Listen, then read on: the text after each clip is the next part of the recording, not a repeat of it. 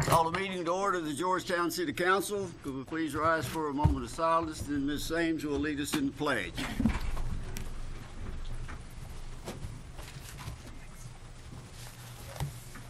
I pledge allegiance to the flag of the United States of America and to the republic for which it stands, one nation, under God, indivisible, with liberty and justice for all. Thank you, ma'am. You're welcome. Madam Clerk, would you please call the roll? Mr. Lusby? Here. Mr. McEwen? Here. Mr. Penn? Here. Mrs. Tinglesane? Here. Mr. Showalter? Here. Mr. Singer? Here. Mrs. Tackett? Here. Mr. Thompson? Here. Thank you, ma'am. We do have a quorum. Next item of business is the approval of the minutes of our February the 10th meeting. Motion for approval. Motion. Second. Any discussion on the minute? Should I abstain since I wasn't here or not vote? Fine. Okay. All in favor, aye. Aye. Opposed? Thank you. Show of hands that you did receive your check registers. Good. Okay. Next we have public comments. Mr. Quick, our comments will be held to 4-minute time limit, please. Welcome. Thank you, Mr. Mayor, City Council. And it was a short month, and I know y'all have a busy agenda ahead of you, so I'll try to keep this brief. We just started out this month by doing a presentation on Georgetown Main Street to the Kiwanis Club. They were great hosts, paid for lunch. That's always wonderful. And we had a good discussion there. Actually got some great ideas from some of the folks in the Kiwanis Club, so that was much appreciated. I also had the chance to meet with Regina Stivers, who is a field representative for Senator McConnell, and we discussed not just the issues that we face here in Georgetown as a Main Street program, but across the nation, and discuss some historic preservation legislation. So that was an excellent meeting and a chance for us to raise our profile a little bit nationally. Biggest event of the month, of course, was Love Your Downtown, which we had last week. I'd like to go ahead and thank the mayor, our city clerk, and chief for being there. I apologize if I missed any of the rest of y'all while I was doing mandatory mingling. But we really had a great turnout, and we signed up several new volunteers for our program, which will be a great help for our events that we have planned for the future. Also, to announce that we are now on Instagram.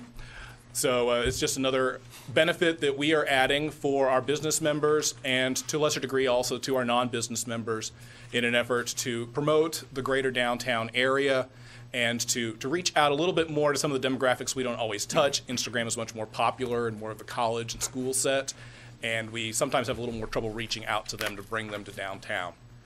And that's it for this month. Any questions?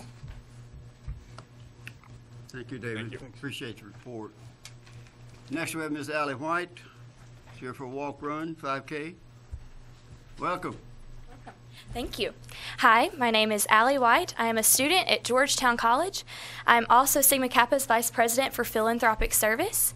This year, we are planning to host our second annual Walk Run to Remember 5K, with all proceeds going to the National Alzheimer's Association. And tonight, I'm here seeking the council and mayor's approval of that. Last year, we raised $1,200 for the event, and this year our goal is $1,500. We plan to use the same route that's approved for the college events. So that's why I'm here. Any questions for me? She did. You have it right in front of you. Oh, Yeah. fine. I know you have a lot in front Also, I of you. think the route. Everything's in. Okay, I make a motion. There's a second. Second. Any discussion? All in favor, aye. Aye. Opposed? Thank you Allie. very much. Good luck. Thank you.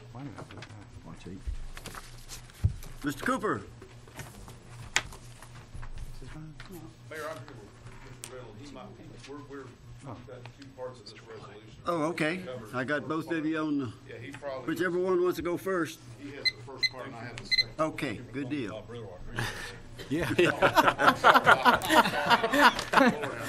That's why he went first, wasn't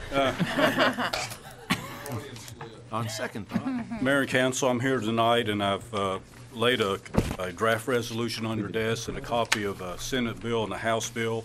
In particular, I want to direct your attention to House Bill 381, which we are asking you to support. This bill will remove the private for-profit water utility board position from the Kentucky Infrastructure Authority. The reason we're in support of this is we feel it's unreasonable to allow a private for-profit company to direct the allocation of public funds that they themselves do not qualify for.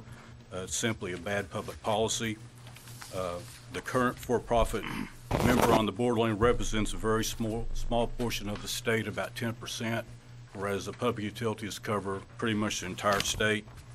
And the for-profit company represents an uneven playing field for city-owned utilities, as a for-profit company is in a position to determine when and where project monies are awarded, and also maybe where projects are stalled. So I'm asking council's support of House Bill 381, and at this time I'll turn it over to Mr. Cooper.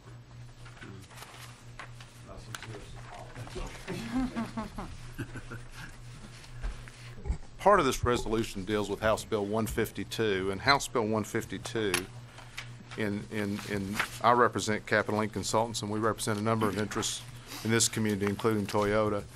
House Bill 152 directs the Public Service Commission to include the full fair market value of any utilities purchased, any municipal utility purchased in a investor-owned utility's next rate case by the Public Service Commission. So what it does is it directs the Public Service Commission to include all of the premium paid for any municipal water system in its next to be considered in its next rate case. What that means is that if we have customers in this community that are on Kentucky American system, which is an investor-owned utility, if they purchase a utility at a premium, then we would got that all rolled in our rate base.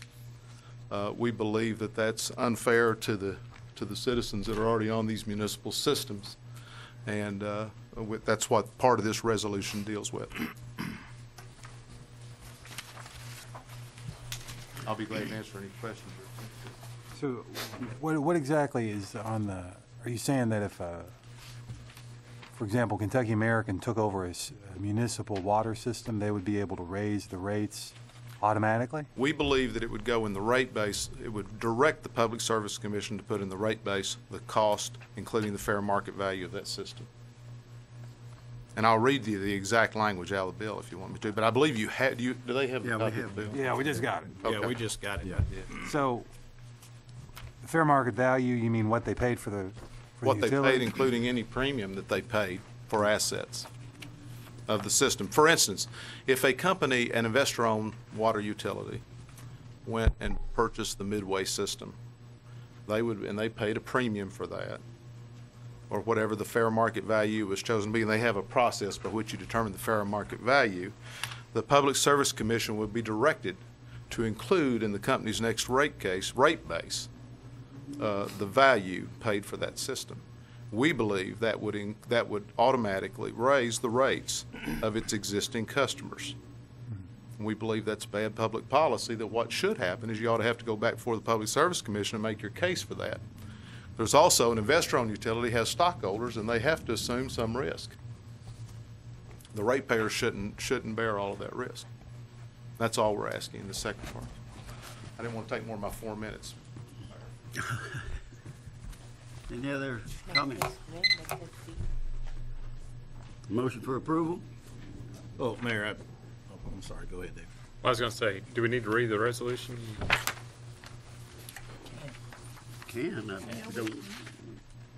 I mean, I mean, this was just kind of dropped on us. I don't really know what to vote on. I haven't had a chance to review it. I'll be glad to review it, but I haven't really had a chance to familiarize myself with the bill. Yeah, it's going to be hard to take a vote on something we've had in our hands for about 5 minutes. You're right. Is there a, Well, I do have a question that relates to this. The water company, the board, have they not already They have. confirmed or approved They have. this resolution? Yeah, we were before them at their last meeting. When was that? When was the last meeting? It was during the week of the 10th.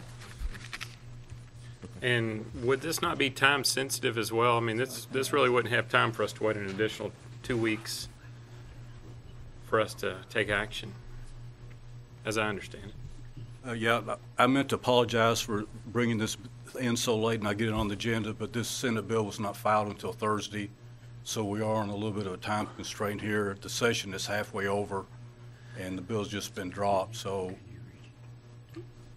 not meaning to put pressure on you all, but if we wait till March, it may be too late. I don't know, I mean, The board did approve a very similar resolution. I don't know, if we heard from, oh, go ahead, Dave. I'm sorry. Well, was it unanimously approved? Yes. Okay. How was that, what was the discussion there if the Senate didn't file till Thursday, but this meeting was Tuesday? I'm missing the timeline. We knew it was coming, but it had not been filed. It had been circulated, but did not have a sponsor, not been filed yet. Okay. John, what's the league's position on the bill? The league's position? The league is neutral. Kentucky Association of Counties is opposed to it. And could I explain the legislative procedure on this, and I don't want to belabor the point. This bill did come in late in the session. You don't meet for 2 more weeks. You do what you feel necessary. I wanted to make sure that you understood exactly why we supported the one section of 152. We have a lot of current residential ratepayers of that system, and we thought that just needed to be aware of it. Who's the biggest customer that Kentucky American has? University of Kentucky. And then number 2? Toyota. Mm-hmm. And they fully support, obviously, this They're proposed not resolution. for 152. Right. That's for sure. And I think that the city of Lexington will state their case on this pretty soon. I'm not going to speak for them, but I think they'll state their case on this pretty soon as well. Well, I'm just speaking of, I don't feel opposed to it myself, but since you mentioned procedure, we went through a pretty lengthy discussion over several meetings about our own procedure, about things being brought before us and having time beforehand. I think that's the concern here. The one thing I would say that relates to this is that the water board, who we have the utmost faith and confidence in, not only the board, but the staff there, are bringing this to us, asking us to approve the resolution. And it is a resolution. It's simply a resolution. We're sending our thought and our opinion, I guess, on to Frankfurt. It's not an ordinance. We're not putting something into place. So with that being said, and with the request being made on short notice, I see an exception could be made here. Go ahead. No, I think it's fair to look at the resolutions they put in front of us. If you read it, it doesn't actually state the city opposes Senate Bill 152. Right. I think that's worth noting. It says the city will oppose any legislation that promotes the takeover or acquisition of city water or wastewater systems or its wholesale customers by privately owned for-profit utility, and any attempts to bypass Public Service Commission oversight of regulated utility action. So, if the council is okay with that language, I mean, it does reference those bills in the whereas paragraphs, but it does not actually say we hereby oppose those bills. So, I mean, if you all want to consider this now, that's really what you need to focus on. So are you saying that it doesn't specifically address the bill as it's been, it doesn't address 152, yet the language in the resolution pretty much sums up the effect of 152? I think so. I think it's more of an attempt to express the city's position on the intent of the bill. Although, like I said, I haven't really had a chance to familiarize myself with it. I could do that if the council wishes and try to get back to you. I don't necessarily oppose it, much like Kelly said. I just have I think it would be fairly irresponsible for us to take something that I'm sure will be highly contested in Frankfurt and the council to take a stand on it. I mean, even if we had this Friday or earlier in the week, or even with our packet, I would be more comfortable with it. But for us to take a vote, I mean, and that saying nothing about the water company and their due diligence, because I'm sure they have. But I guess I'm personally uncomfortable casting a vote on this until we get a chance, or I get a chance, or I would like to, for the city attorney to at least look at it as well. What is the Kentucky Americans? Do we know Kentucky Americans' position on this? Yeah, and I want to explain one thing too. I didn't come to try to get you to circumvent your procedures at all, and I came to explain what 152 basically does. Sure. Kentucky American will be for 152. They wrote the language in 152, in my opinion. And they have a right to do that. That's obviously they're an investor-owned utility. It's just that this circumvents the Public Service Commission's authority, in our opinion, to be able to establish what that rate base ought to be. Right now, they have to go before the Public Service Commission. A municipal does not have to go before the Public Service Commission. But this would circumvent that process, in our opinion. And I think it's an important issue to make sure that this city council, as well as the water board, understands the ramifications to the existing customer base, a lot of which live within the city limits. And that's really all I wanted to explain. Is this about, Andrew, does the language takeover, does that connote like a hostile takeover? I don't know. I mean, are we talking about legislation that causes like a hostile takeover of these municipal-owned utilities? I wouldn't describe this as a hostile takeover. Or is it where, you know, the city wants to sell its water company and Kentucky American steps in and buys it? Let me give you a hypothetical, okay? It wouldn't be a hostile takeover, but if you're able to offer a premium to any municipal water system and then float that right into your rate base, it takes away your risk. I mean, that's just that's a fact. I mean, it would. Again, if you're able to pay a premium for if you say you go to any municipal and you're willing to pay them a premium for their water system, knowing that you can roll that right into your rate base, that has a major impact on what you're willing to pay for these water systems, and that's the issue. So the legislation assumes that they've paid the fair market value and that they are able to use fair market value to automatically determine their rate. Public Service Commission essentially has no. It basically directs, if you see the bill, it directs the Public Service Commission to include that in their base rate. Is there a reason the league has stayed neutral? Do we know, have they released anything on that? I have no idea of that. I mean, Annette DuPont Ewing's here tonight, and she deals with the league a lot. She may know that. I don't know. I know that this has been hashed back and forth. I know KCO did take a position opposing it. And as I said, I think that we are impacted as a city, and we need to make sure that we understand that. And that was my whole reason for being here. Kentucky American, however, is a pretty big part of Georgetown. I mean, a lot of our citizens are on Kentucky American water. Correct. And everything across 75. Well, and it was their ability to ramp up production in the late 80s that allowed water to serve the Toyota plant. I mean, that was their ability, the plant going there, and their ability to ramp up production or get the lines out there. Toyota's on Kentucky American. I mean, they're a huge part of our community, and I don't know, it gives me pause to just oppose legislation with a resolution presented to me just tonight against one of our bigger corporate citizens, so a corporate citizen that does a lot for the city. Are you talking about Toyota, or are you talking about Kentucky American? I'm talking about Kentucky American. I mean, it gives me bigger pause to be concerned about Toyota.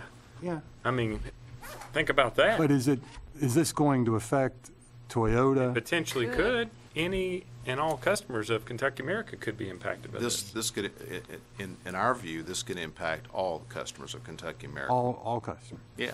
Anybody that. How so? Like a present. Yeah. I'm gonna let it know. Like a present Kentucky American customer could face the premium Right. price. I'm Annette DuPont Ewing. I'm the executive director of the Kentucky Municipal Utilities Association. It's a statewide association, and my job is a watchdog for all city-owned utilities to make sure that no legislation or regulation passes that's injurious to cities or their utilities.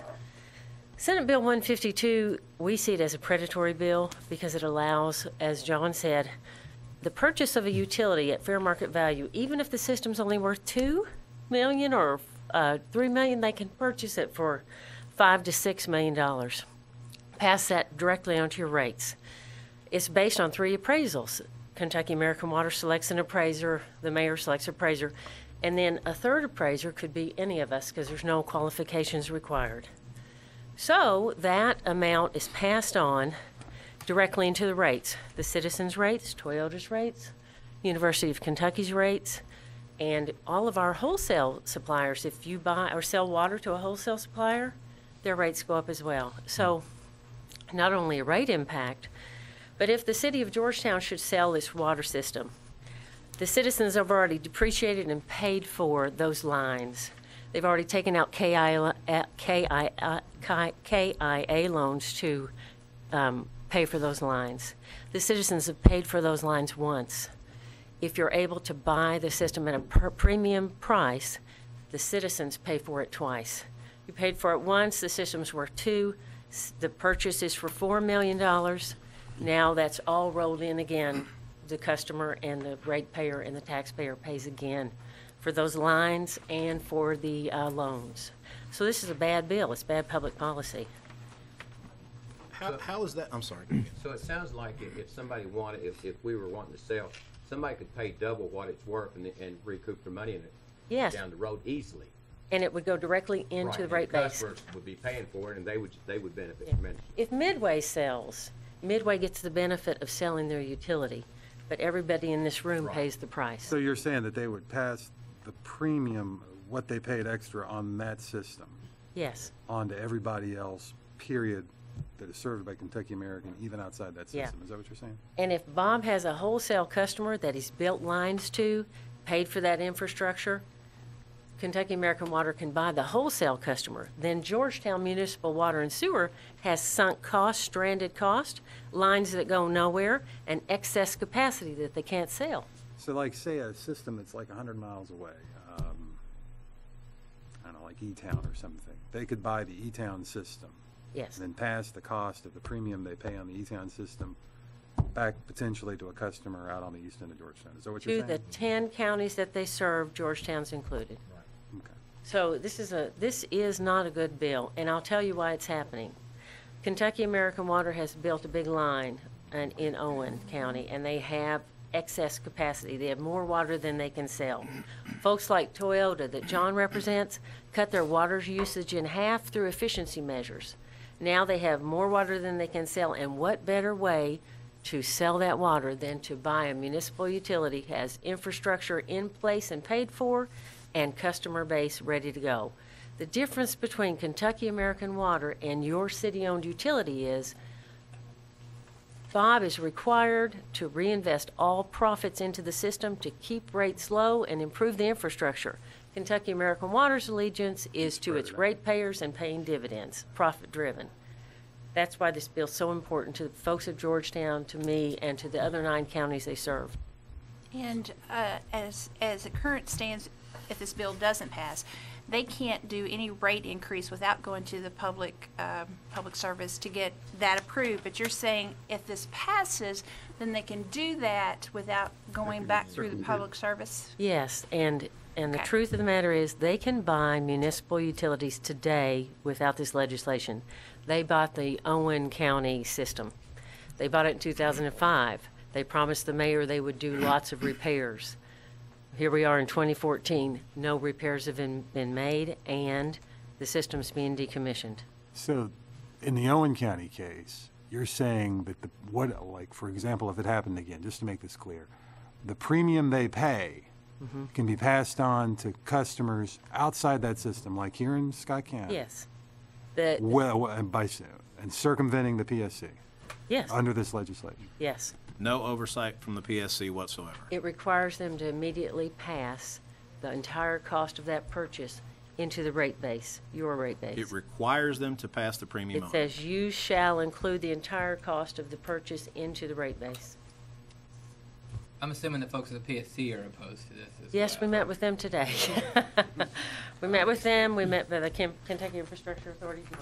The Public Service Commission is opposed to it, and I think the kicker in this language that's so troublesome in this bill is that it directs the Public Service Commission to include that fair market value in the rate base.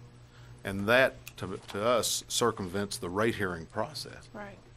I mean, if you're KU or if anybody, you have to go before, you have to go to the Public Service Commission, you have to make your case, and they establish evidence, and they do all of those things, and it's an adjudicatory hearing, and this circumvent. That's why this language is so troubling. And I guess what I find interesting is that the league has remained neutral. I mean, this is clearly the way it's being explained to us. It's clearly in defiance of the cities that they represent.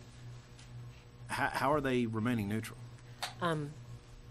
Midway is in some discussions and has been for quite a while about selling their water system to Kentucky American Water, and their leadership, Midway's mayor is part of the leadership at Kentucky League of Cities.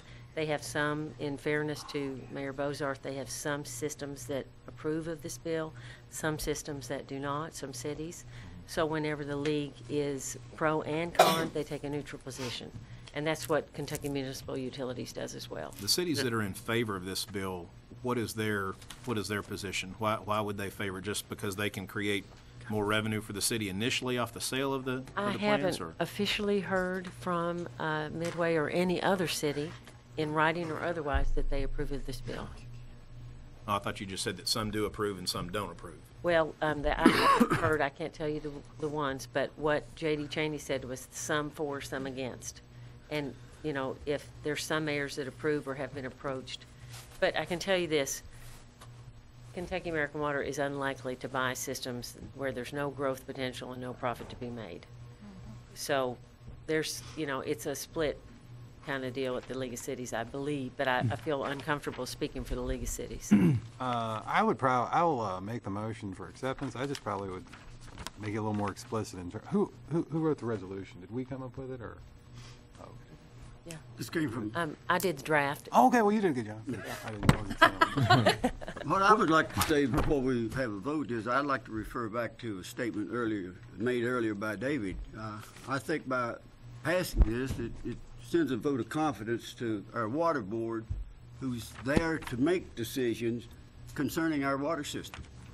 And they unanimously passed this resolution. So I think we need to go ahead and give them that vote of confidence. I would explicitly, just in the therefore, just say that we explicitly oppose at least Senate Bill 152, just explicit opposition rather than, I mean, keep the other language in there, but add explicit opposition to two pieces of legislation. Let me do that. My other question is about clarification of that second opposition point. How it relates to, I'm not finding it in the language regarding the Board of Directors and the Kentucky Infrastructure Authority. The Kentucky American Water Company is the for-profit. There's 11 members on the Kentucky Infrastructure Authority Board. Okay. All of them have a statewide interest, as Bob said. Okay. But however, the anomaly is that Kentucky American Water only represents 10 out of 120 counties.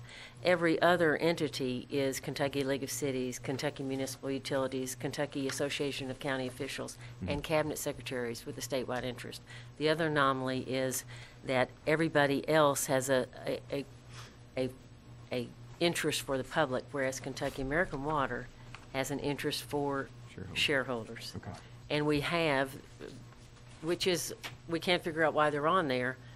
We have a for-profit private company allocating public funds to public projects, and in some cases delaying them and postponing them or tabling the motion. That's where the conflict of interest comes in. That's where Bob's system is put at a competitive disadvantage Right. when his projects are delayed by a for-profit water company serving on a public board that awards public funds. Does their removal from KIA, is that included in the state legislation, or is that It's included in House Bill 381. It is on that one. Yeah. And the statement that you have says that you support taking them off the board. So, yeah. Karen? No, I got an answer. Thank you. Bob, are you good with the suggestion that Mark Singer had? Sure. Mayor, I'll second. Yeah, I was going to say, we Bill need a second to 152. his. Are you replacing any language, or are you just adding it? Just adding, explicitly oppose, however you want to put it. Okay, read it as it should read now. Yeah. Oh, sure, yeah. I guess I'm gonna have to write the link. So that we know Yeah, definitely what we're voting on. just right in there, I make a motion to amend it to just say, the City of Georgetown also explicitly opposes Senate Bill 152 and explicitly promotes House Bill 1381. Or supports. What? Okay. Mark, are you leaving in the second point of opposition? The second point of opposition, which is? Kentucky Infrastructure Authority. Well, no, that's promoted, that's the support of House Bill 381. And does state that clearly in 381? I just haven't had time to read it.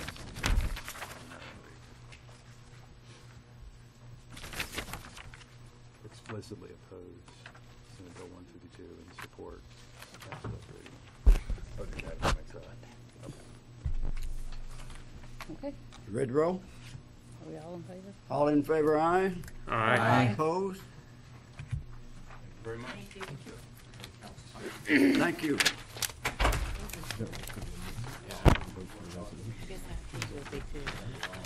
Was that the vote for the amendment of the resolution? Thank you all. Seriously. Okay.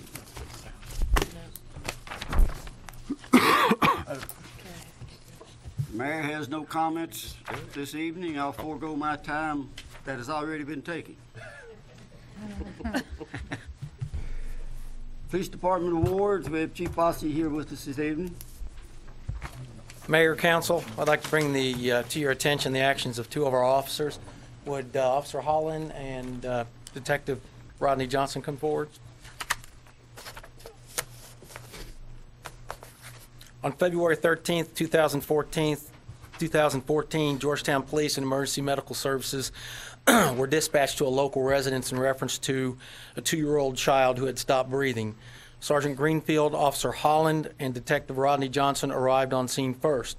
The officers found an understandably distraught mother holding her unresponsive 2-year-old child. Officers Holland and Johnson took the child and with an initial assessment discovered that the child was not breathing and had no pulse. Officer Holland and Detective Johnson immediately began CPR and continued CPR until emergency medical services could arrive. It is my belief that the quick, professional, and coordinated life-saving efforts of these two officers in the early moments of this incident averted tragedy and provided the infant a fighting chance for survival until emergency medical personnel could arrive. Georgetown Scott County Emergency Medical Services responded in typical exemplary fashion, and the child survived the incident. It is for these reasons that I present Master Senior Officer Teresa Holland and Detective Rodney Johnson with the Georgetown Police Department Life Saving Award. The Chief's commendation reads, "Your actions speak highly of you as an individual and as a member of the Georgetown community. Thank you for a job well done."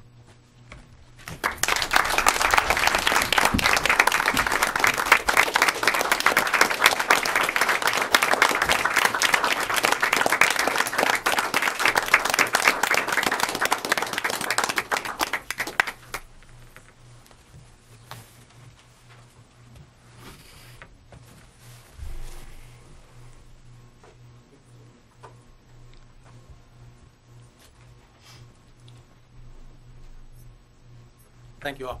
Good job. That's good. Okay, the new police department funding presentation. Stacy and Ross Sinclair. Good evening. We have with us tonight Joe Lakofka and Brian Skinner of Ross Sinclair and Associates. And no action items tonight. We're just presenting you with some information so you can make some decisions about how to finance the new police department. And I believe Joe passed out a little presentation. We're just going to use this as opposed to the actual PowerPoint. It's only a few sheets. And on the first page, I wanted to go ahead and discuss with you the plan for funding. Obviously, it's been a topic of conversation since I've been here in the little over a year, and how we're going to pay for it. So we wanted to present that with you tonight to kind of kick off this discussion. The architects were here, I think, back in November to kind of present to you at that time their estimated cost, and that was around, I think, $4.2 million, allowing for a couple $100,000 contingency. Joe has included some of the financing costs, such as fiscal agent fee, bond counsel fees, and such. So for an estimated, I think, cost of about $4.495. Keep in mind that number is subject to change once bids come in, and obviously once our construction manager has had a chance to look over the plans and see if they have any recommendations on changes. Joe will get a little more into the actual type of financing that we expect to do and what our payments may be, but I have come up with some funding sources that I believe are readily available in our budget for these next few years to cover this. So We started the conversation last week with the budget amendment and how we're moving some funds around with our new alcohol revenue, being able to pay for some additional, some of our costs out of the police department. And we feel that going forward, we'll have recurring amounts of $298,124 that we can commit, money that is freed up in the general fund. And so that comes out of, if you remember from the budget amendment, we had $315,000 additional coming in that we had not yet budgeted for. After speaking with Chief Bossy and Lieutenant Whitaker, we think about $16,000 of those fees would be recurring educational type programs that they would have. So that leaves around $298,000 of that freed up money in the general fund. I believe, I don't know if I've spoken to the whole council about this. I know I've spoken to Finance Committee, Mayor Varney. Franchise fees are general revenue, regardless of the type of franchise. So our garbage franchise fees that we receive approximately $100,000, maybe a little more each year, can be moved back to the general fund. And this will be proposed to you in the new budget for 14-15 and going forward, and should leave the sanitation fund with more than enough funds to do what they need to do. So I would recommend pulling that back in, because unlike the user fees, this is a franchise fee that can be used. And finally, after the first year, we're anticipating approximately 12 months of construction. So after the first year, we will also free up the $72,200 that we're currently paying for rent on our two temporary facilities. So in total, after the first year, we would have, or I'm sorry, immediately next budget year, we would have approximately $398,000 available. And after the first year, when construction's completed and we've moved in, we would have an additional 72 for a total of $470,324 of our current budget that we can use for that. And of course, Joe will talk more about we kind of had a highest estimated payment of $380,000 a year. So you can see that these funding sources would sufficiently cover the payment on the police department. With that, I'll turn it over to Joe, and he can talk to you about how we want to do this. Mayor, members of council, thank you. Our plan is obviously try to get you the lowest rate possible. Via the bond market, you're going to be able to issue tax-exempt bonds, which is going to be a lower interest rate than, say, a commercial company like a Kentucky American Water if they were borrowing. And we talked about issuing bonds that would have a 15-year term, but also including the ability for you to call those bonds in 10 years and pay them off in whole. So if you have the monies available and you want to pay those bonds off, you'll be able to do that in 10 years. But otherwise, it'll be a 15-year note, amortized level debt service over that full 15 years. And there will not be a penalty in year 10 to pay those off as well. So in terms of the interest rate, what we did to test both the bank market and what we call the public bond market, we went ahead and sent proposal letters out to 20 different banks. So some of those banks were within central Kentucky, also banks as far away as northern Ohio that we deal with that have an interest in buying Kentucky bonds. And we put in our request that we wanted a 15-year fixed rate, because we wanted to keep it kind of an apples-to-apples comparison to the bond market. We did have several banks that came back to us with proposals that gave us a pretty good fixed rate roughly in the 3% range, so locked in, which was good, because typically banks do not want to loan money for more than 10 years fixed. The best bid in that bank range was Fifth Third Bank at $299. But currently, based on where the bond market is, we think we can get closer to a $275. So based on that, we think we should move forward with the bond structure, although we've not committed one way or the other until we know, because in both the bank rate and the bond market, those rates are changing every day, and we don't know until we go to market. So we're going to give it as long as we can until we need to make a commitment and come back to you with an ordinance to approve the structure. But at this point in time, the bond market looks like a more attractive option for you. We're, in terms of, and that factors in the total cost and everything. Our fee is the same whether you go with a bank note or a bond market. Actually, there's more work with a bond transaction for us, but because we have to get a rating and everything else. So that's kind of where we are with that. Based on where the rates are currently, roughly 2.75% would be your interest rate. So you would have a fixed rate for 2.75% for 15 years, which is a great rate. If you look back over a 20-year time period, it's one of the lowest time periods in which you can lock in a fixed rate. And then the actual estimated debt service at that 275 would be about 369,000. So, as Stacy pointed out, we had 380 as the highest. We think the actual rate may be less than that. So our plan then would be, in terms of the schedule, to come back to you guys with the first reading of the bond ordinance at your next meeting on March 10th. So that we would have bond counsel here with us. They would go through that general ordinance that would outline the terms of basically your pledge to repay those bonds back. We would have a second reading then on the 24th.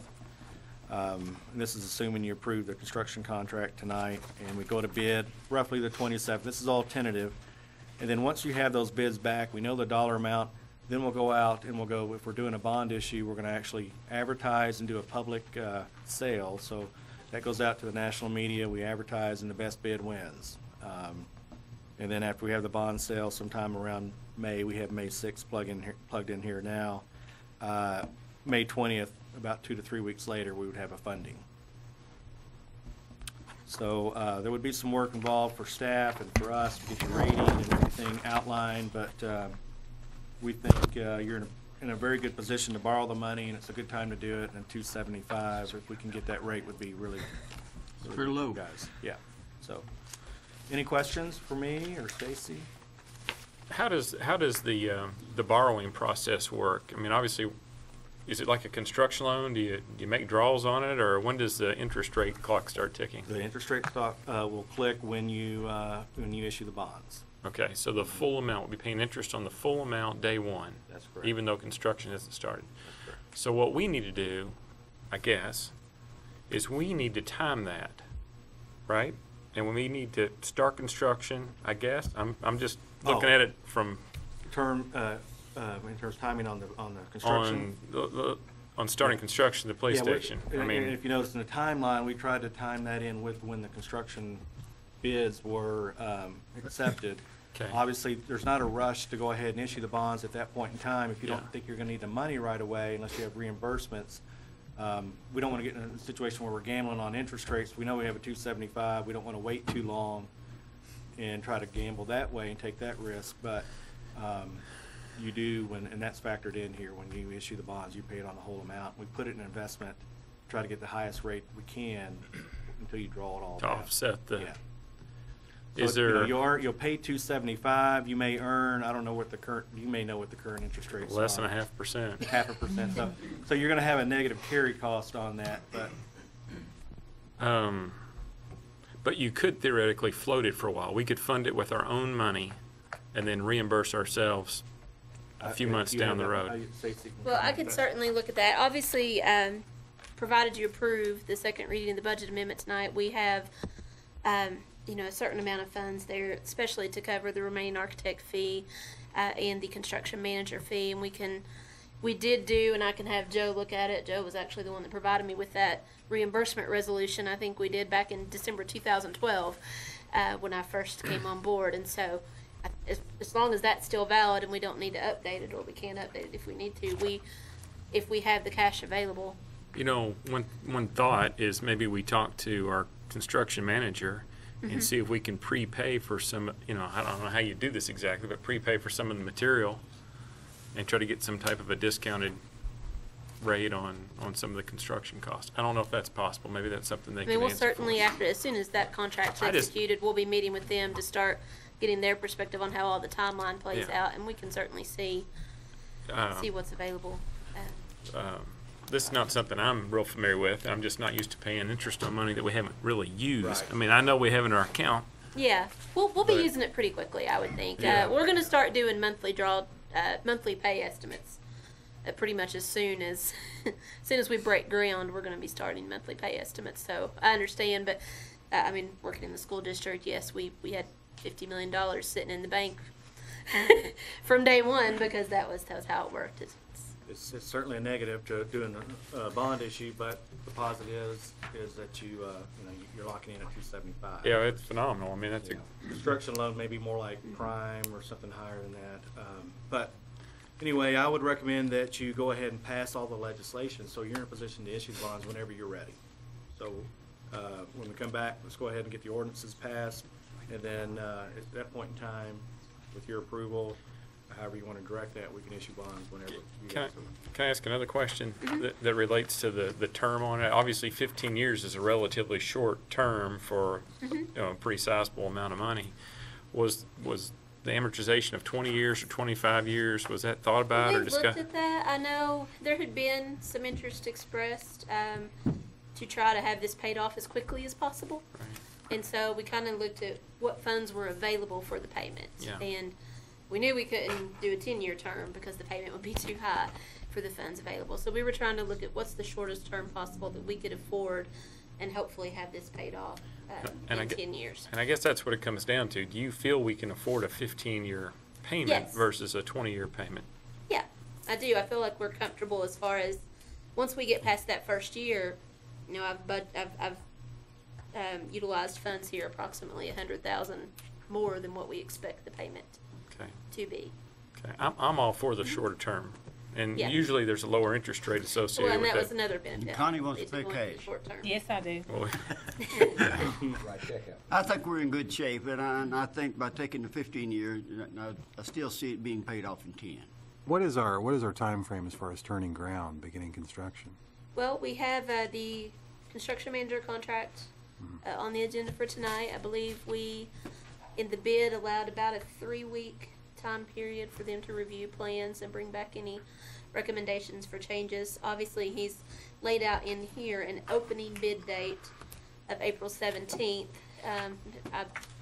Maybe Kyle, I don't know how quickly after we accept bids. I think the first council meeting after that may be April 28th. I think I may have discussed with, Brian, my That's what it email says, today yeah. about that.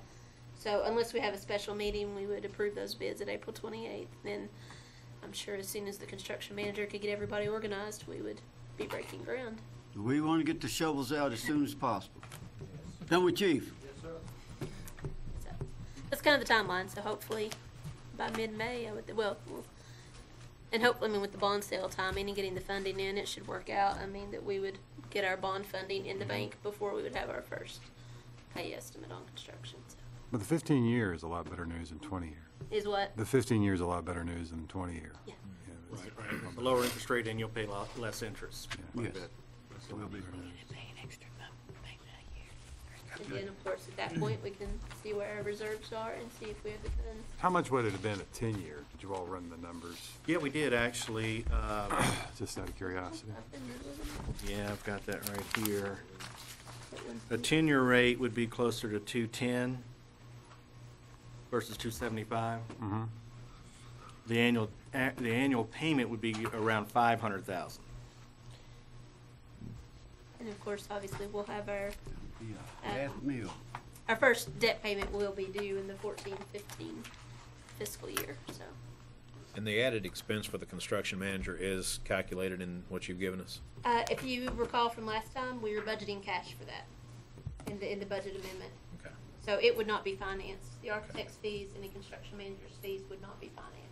It would be the construction cost only.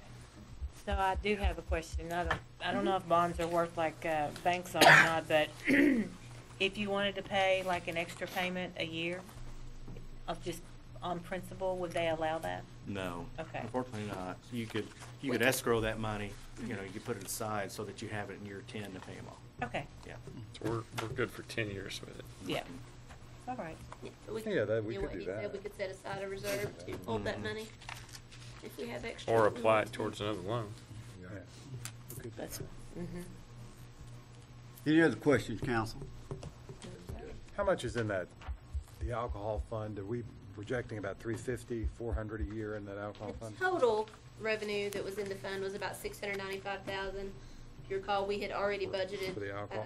For the 380 of that when we did the first run of the 13-14 budget. So we're kind of looking at that excess that was coming in because we didn't already have that accounted for when we did the budget. So.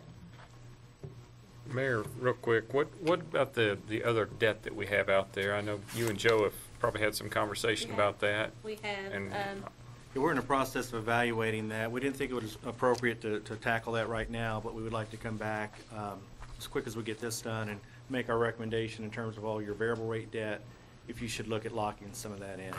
I think we'll probably come back and make a recommendation, at least look at part of that debt and going ahead if we get this type of interest rate to lock that in for the remaining term.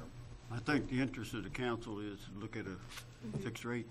and we have looked at, things, once I've had a chance to look even at our budget for next year a little more closely and see how much extra we can put towards that debt payment. And basically going to Joe and saying, if we've got this much we can afford to make as a payment, what can you work out for us on a fixed rate? And of course, he reminded me that even though our interest rate will obviously go up going from variable to fixed rate, Right.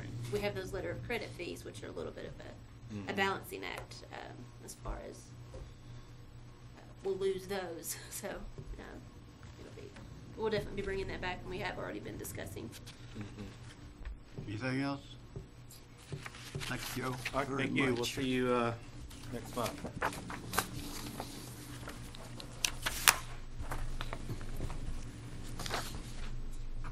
Okay.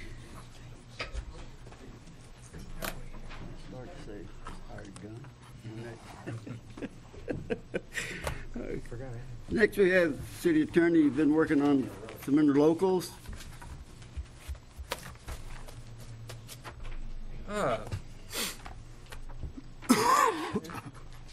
Well, what you have in front of you is two interlocal agreements. We met maybe 3 weeks ago with the interlocal committee and considered an interlocal agreement for animal control and an interlocal agreement for revenue commission. Now, the revenue commission, you all have already considered that, and there was a tweak that we needed to make, and it just took me a little while to make it. So it's being brought back before you. It's been run back through the committee. I really open it up to questions from you all. As I recall, the committee recommended 7-1 to pass the animal control, and unanimously on revenue commission. If anybody has any questions. We've talked several times about the animal control agreement, and in terms of trying to figure out how much of the work is done inside the city, what we've required of them, what we've not required of them, the reporting. Have we been able to resolve any of that in terms of what's going on inside the city and what's not going on inside the city? I don't know that we have. Not in numbers. No, not in numbers. What do we do it in snow or what? No. You asked the question, and I said no, not in numbers. I'm sorry. It's quite all right. Yeah. The thing is that Not right. we've never really come up with any kind of resolution as to how we're going to fund our own. It's not been talked about. So in the meantime, we've cut animal control, and I guess at this point they've done okay with it, but we still don't have anything. And we would have to contract with somebody, some way or another. To answer your question, as far as animals running, there's more people in town that have animals than people outside of town. Do I know that number? No, I'm not sure. I guess Kathy could probably give us a little bit more of indication, but I don't have the answer to that question. Have they ever come to us with any reporting or annual, not that I recall in 5 years. Interlocal, as far as No. county. Animal or control coming to us. Have not. I've not gotten anything from animal control. I've gotten sheets a long time ago. I asked the judge for call runs, and he supplied them. Supplied a ton of call runs, and it was a list of all the various runs they made.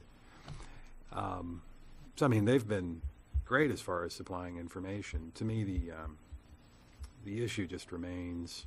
It isn't so much what runs are in the city and what runs are in the county, there are specific instances in the revised statutes that talk about dogs running loose, dogs being mistreated, animals being mistreated, rabid dogs being, dangerous dogs to humans, and the like. And it seems like most of that business of the animal control seems to be dealing with those statutes.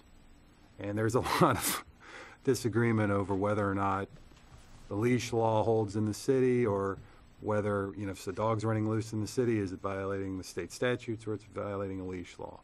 And to me, that's still unsettled, and it's unsettled as far as how much of the business of animal control is enforcing the city ordinances and how much of it's enforcing the statutes. And I voted against accepting the animal control agreement back in the Interlocal Task Force, and I'll vote against it tonight. But certainly it's a convention that's held for a long time. It's worked well enough. I just think it could be a little better. But like I said, that calculation's hard to come by.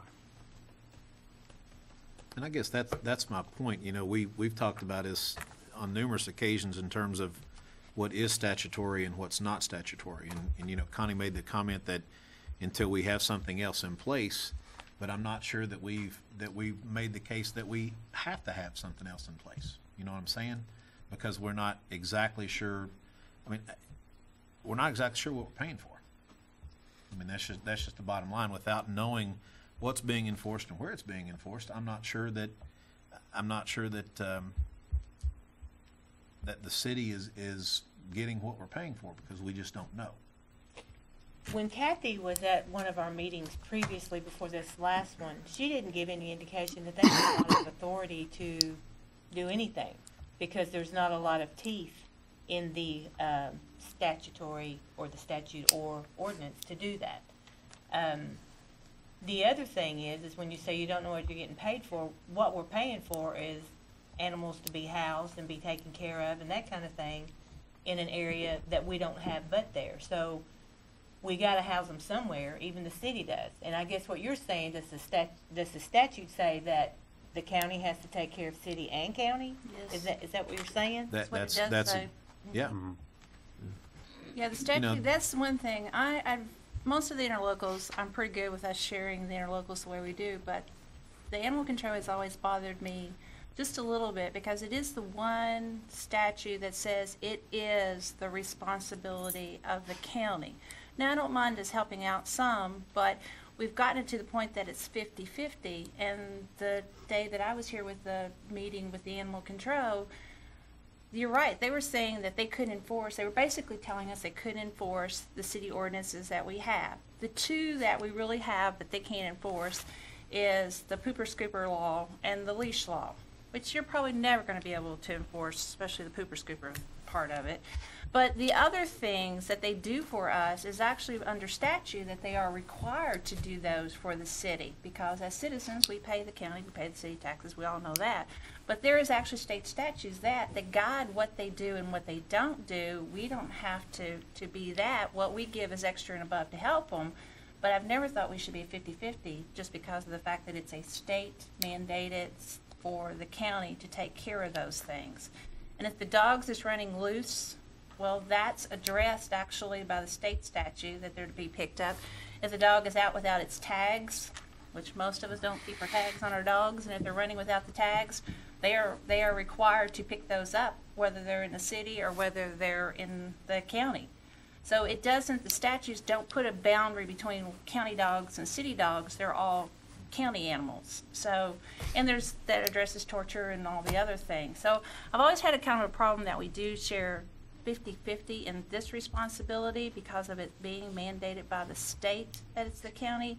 I don't mind sharing with them, but I've always been uncomfortable with the 50-50. I think it's a little too much for us to have to do. I'm not sure where you're saying that we're doing 50-50, because when it comes to employee relations, there's 9 employees and we pay for 3.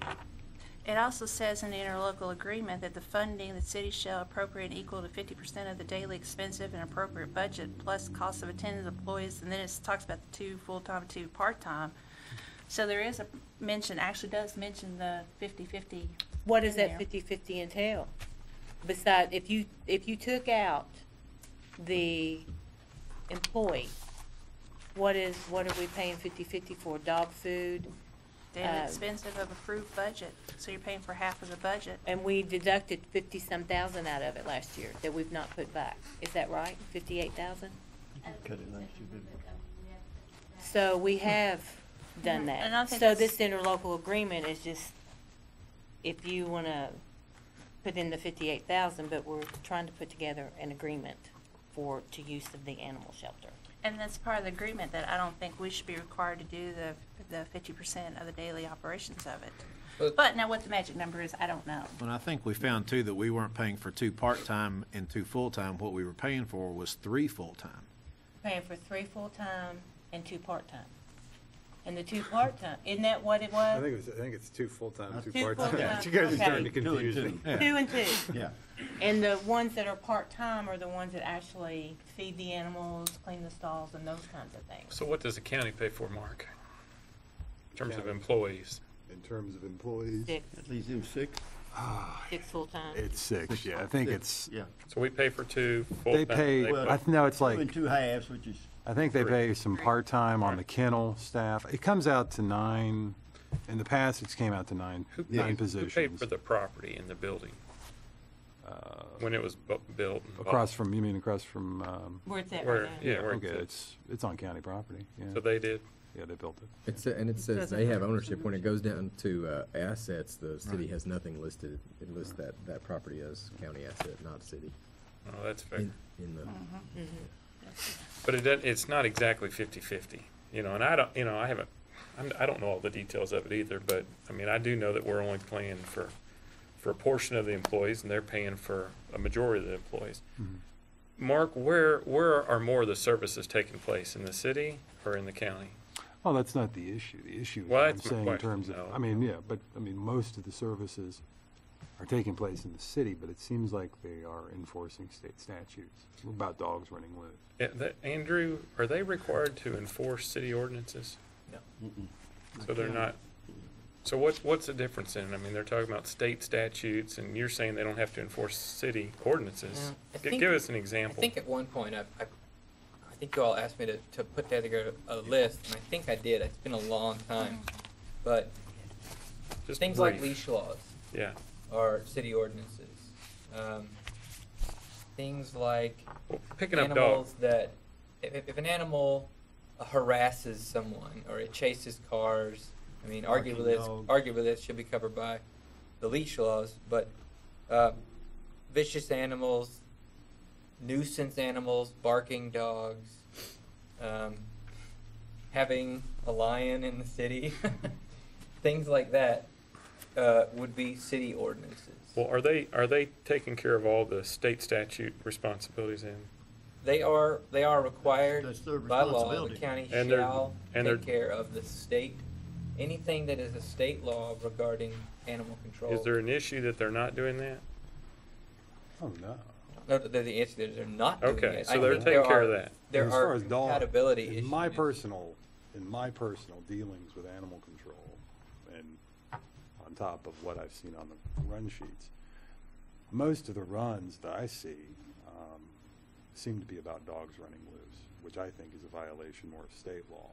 Because if you've got a dog and it's running loose, crossing property lines, it's the same as it running loose out in the county, crossing farms. Is that a state, Andrew, or is that?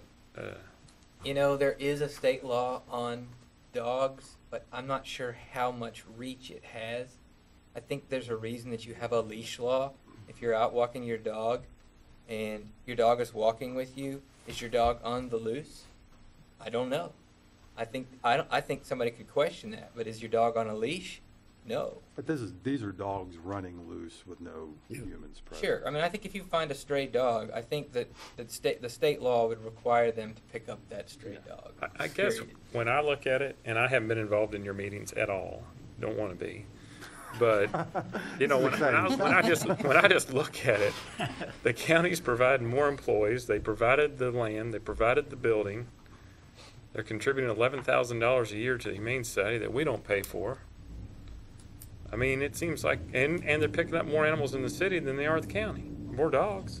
How are we not the beneficiary here? In fairness, though, the city taxpayers pay twice for that particular service. They I'm pay just the city asking, taxes and the county Based on taxes. what I just summarized, that seems pretty fair. That seems fair to us. So if we don't do it, then what do we decide to do? We're going to go build our own animal control? No, But we're not required by state to do that. We're not Another required point. by law to carry this. I know. Then how are we going to? Okay. Because the county is required to take care of it. Okay. If, We're in the if And the my bottom dog line is, brings- until they can present us with something to show us that they're enforcing the city ordinances, we're participating heavily in a department that they're required by the state to provide. They're not required and they can't enforce city ordinance. That's up to the city to enforce. You just So said we're they're the picking ones that up. put them in place. But that's a state statute. That's So right. they're doing their job. So they're doing that because they have to do that. But the barking situation, they said here in that meeting that I was in and said they couldn't enforce that anyway. Right. So that's one of our local ordinances. If you got a barking neighbor next door, just hope you got a good neighbor that will bring their dog in. The other thing is the leash law, and the third thing is the pooper scooper part of it. And now that's awful hard to enforce too, unless you got your video camera. But actually, so much that happens between dog owners is really more of a civil matter anyway. Because I was out walking my dog on a leash, and somebody else's dog saw mine and ran out of their yard and attacked my dog, which I was not happy about that. And so it really would have been if they had actually hurt my dog. It doesn't have nothing to do with the police. It's really then I fill a report out, but it's a civil matter between owners of the animals. Well, it's a vicious or potentially vicious dog or vicious, harmful dog, dangerous dog, which is covered under the statutes as well. That is covered in statute. But a dog's running loose, crossing property lines, stray dogs, whether it be in the county or the city, is still a violation of state law. You know, I know this issue's been batted around for a long time, Mayor. I guess I'll just go ahead and make a motion I for was going to say, I'm approval. going to call for motion. Yeah, I mean, I think the minds are made We're up. hearing the I same. do just want to add one thing. That is, bear in mind that you have an existing agreement that largely tracks what is in this. This is, for the most part, took what we had and stuck it in the format of our current, sort of format that we use. The paying for the number of employees and the splitting of the 50-50 expenses is already part of that MOA. Just wanted to throw that out. However, if we had interest in restructuring it, now would be the time to do it. Well, sure. Just understand that not approving this doesn't mean that you've changed the relationship. Right. Right. You've still got the. This we need gives to you do something. guidelines Yes, in order to do those. Yes. But this gives us an opportunity to adjust what exists. And we can always do that. We can do that every No, we- meeting if we wanted to. No, we can't. Why Not the way they're written, because it's got to be done a year in advance. Oh, well, I mean, okay. Do we have a motion? Do we have a second to David's motion? Second. Second by Ms. Connie. Better do a roll call vote. Let's have a roll call vote, please. Mr. Lesby, Yes. Mr. McEwen, No. Mr. Pant, No. Mrs. Tingle Sames, No. Mr. Showalter, No. Mr. Singer, No. Mrs. Tackett, Yes. Mr. Thompson. Yes. 5-3, huh? Okay. Well, I guess we're back at the negotiation. Go to Dave. Revenue Commission. Revenue Commission. Any questions on this? You made the changes that the council asked to be changed. Yeah. I'll make the motion, Mayor. Motion by Mark Singer to accept this. Hold Second on, by we've actually got a, Marvin. we've actually got a resolution to make sure. Yeah. Make sure we know what our motion is. Motion is to approve the resolution. Okay. And we do have I said Marvin was the Is Marvin the second? second, yes. Any discussion? I guess I have a question, and I fully support this, but Go I ahead. do have a question. When the tax revenue is passing through the Revenue Commission, do they withhold their budget before they submit it to us? Is that the way that operates? Yes. So our checks come from them, they deduct I their, feel sure that is, Brad. okay. Why do we not approve their budgets? There again, I'm not stirring stuff. I'm just questioning because I know it's never been that way, but it's always perplexed me as why we've never had their operating budgets to approve. Yet with every other interlocal out there, Parks and Rec, building, anyone else, they bring their budgets to us.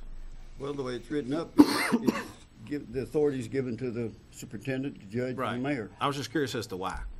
I don't know. Any ideas? I cannot give you that.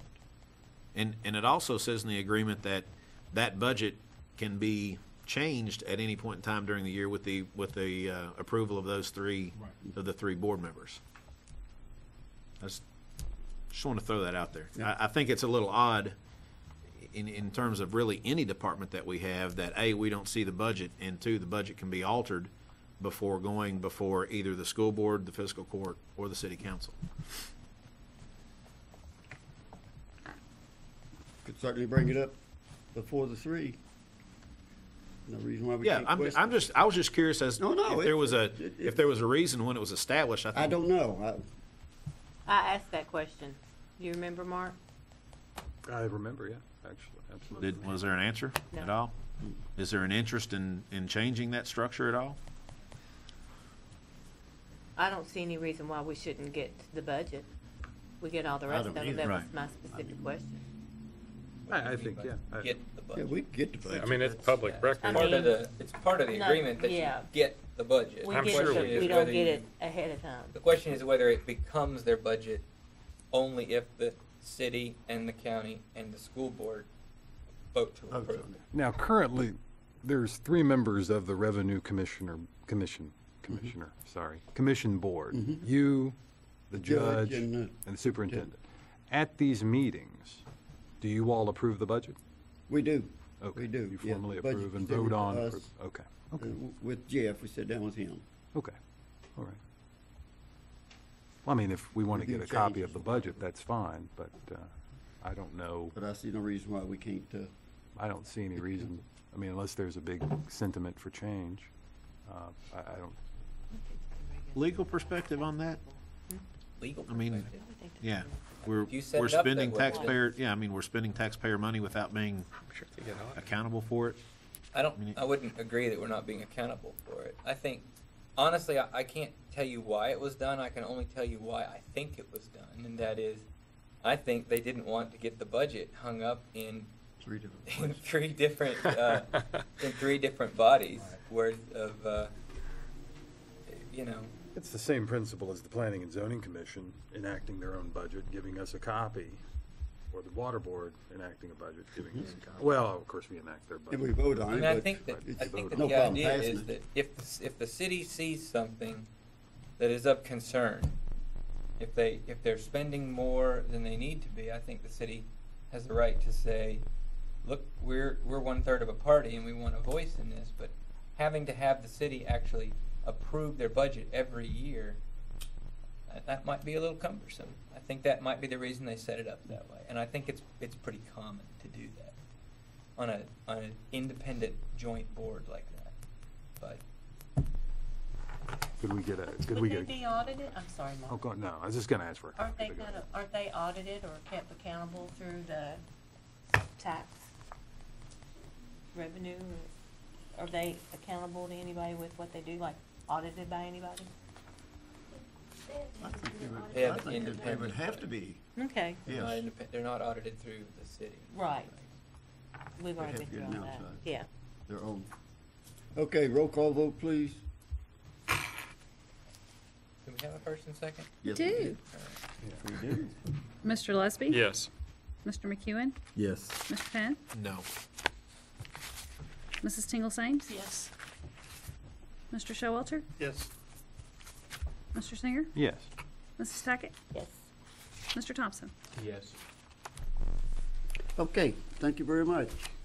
Next item we have is consent to annexation, property that's owned jointly by the city and the county, and this is the property that was seized.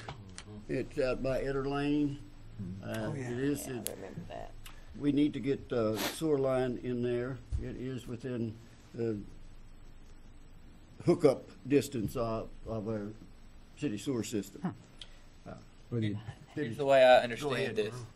You go out, well, you know where Eder Lane is. It's out just past the bypass on 25.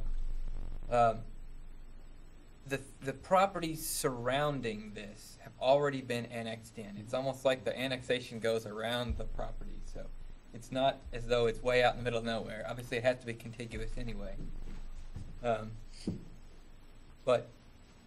And the other three properties, I believe, have sewer running to them. It's the sewer hookup is just right there.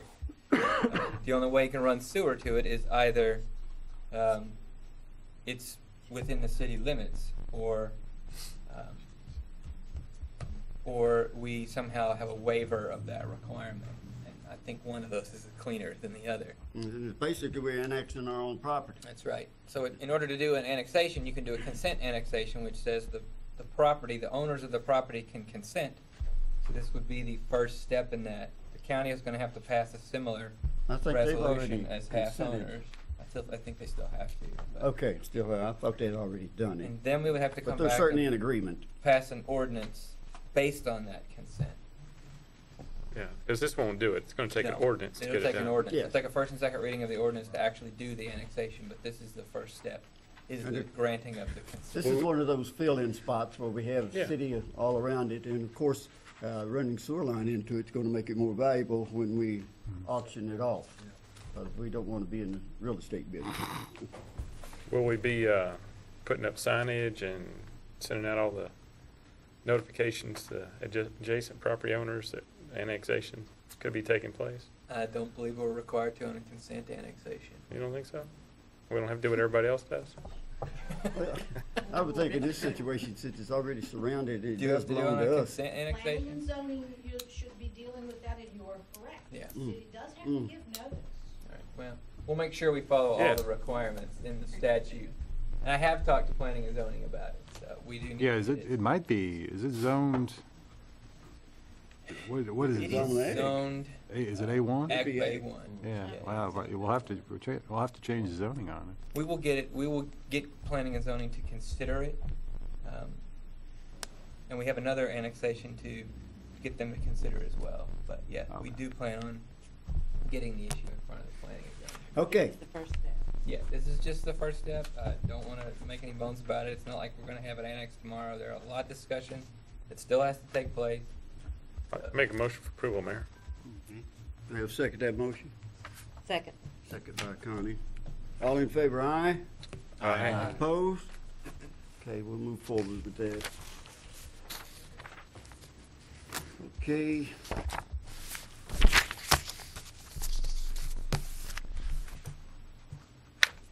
Technology, municipal order to approve the contract with, this is the contract that will aid building inspection.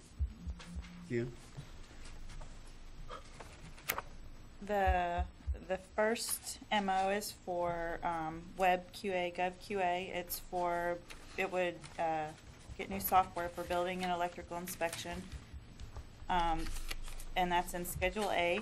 Schedule B is a module for the Public Works, who they currently have it in their budget to pay for. We just get a discount if we purchase them at the same time. We discussed this at the IT committee meeting, and it was unanimous agreement to move forward with this. Any questions? We have 3 members on that board. Yes. Does anybody from the committee want to take a shot at explanation or? From what I understand, it's web-based, and if it's approved tonight, building inspection and electrical, all of them can get up moving and running quickly. No holding them back. Remember they were talking about building inspection, had some things that they had to take care of. So this seems to be a real good fix for them. There are 2 schedules, 2 parts to this.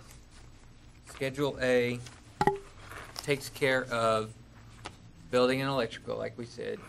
And then Schedule B adds a sort of a citizen-based, I don't know if it's a ticketing, you want to call it a ticketing, that would allow Public Works and the engineer's office to better coordinate their efforts at things like street repairs.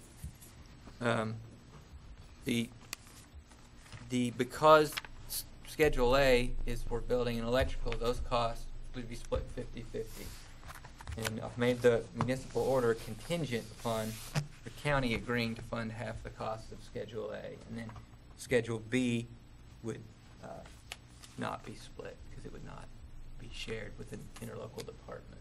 Kyle has it in his budget as well. Kyle has the cost for Schedule B in his budget. Right. Correct.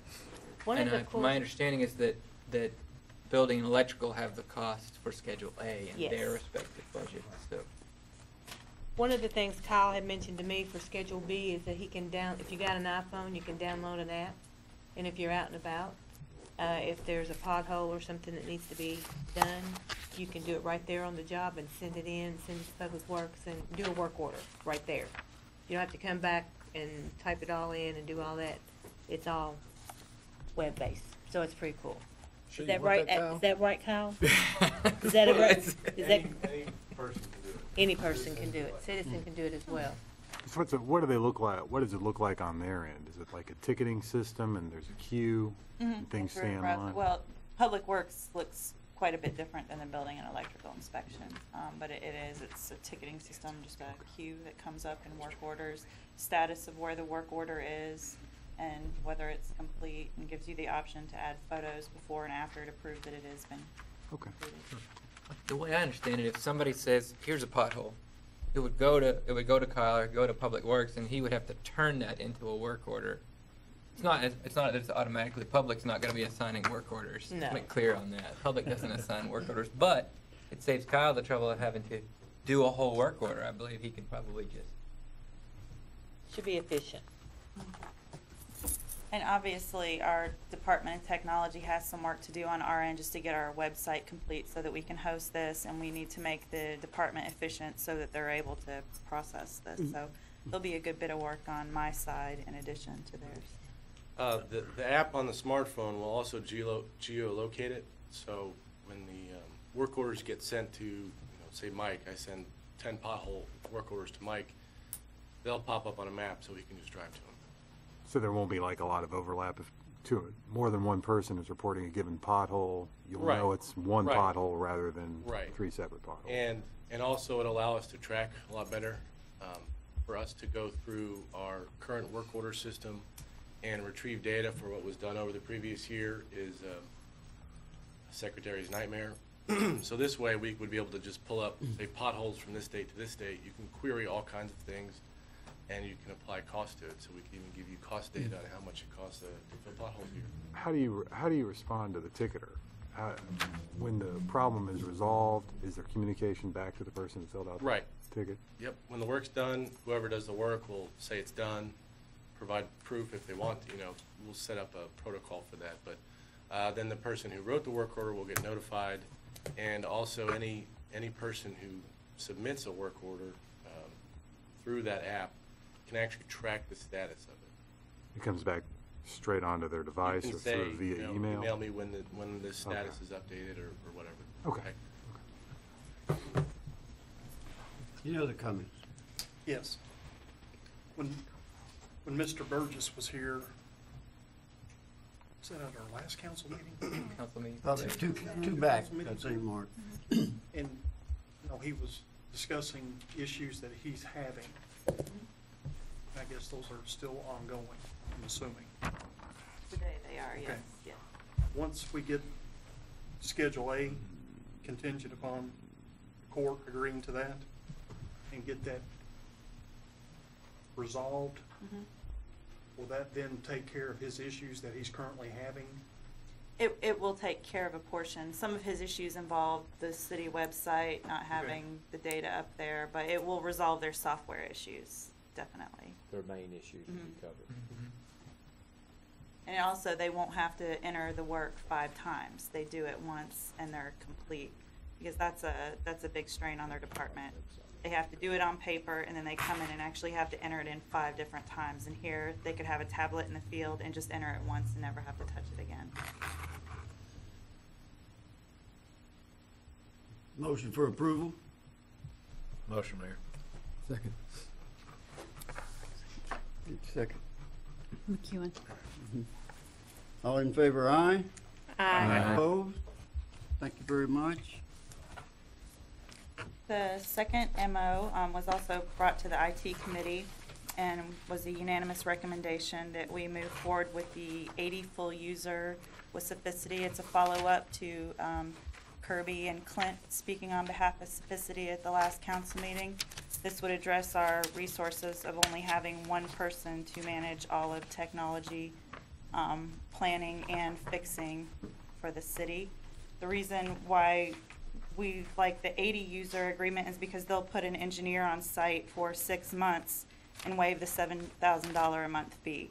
And that'll give the second set of hands to actually be able to install the equipment, because a lot of what we have to do involves more than one person. It's, you know, hanging equipment on the wall, configurations at multiple locations.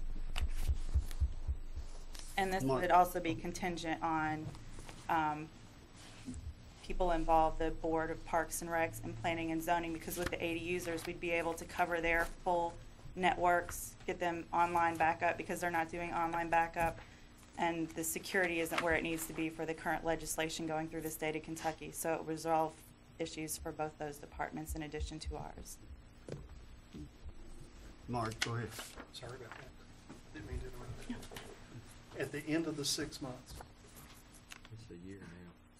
will this come back before the entire council on whether or not, is it going to go to the committee, or will it come back before the entire council for us to make the decision whether we move forward and continue that relationship, or if we stop that relationship?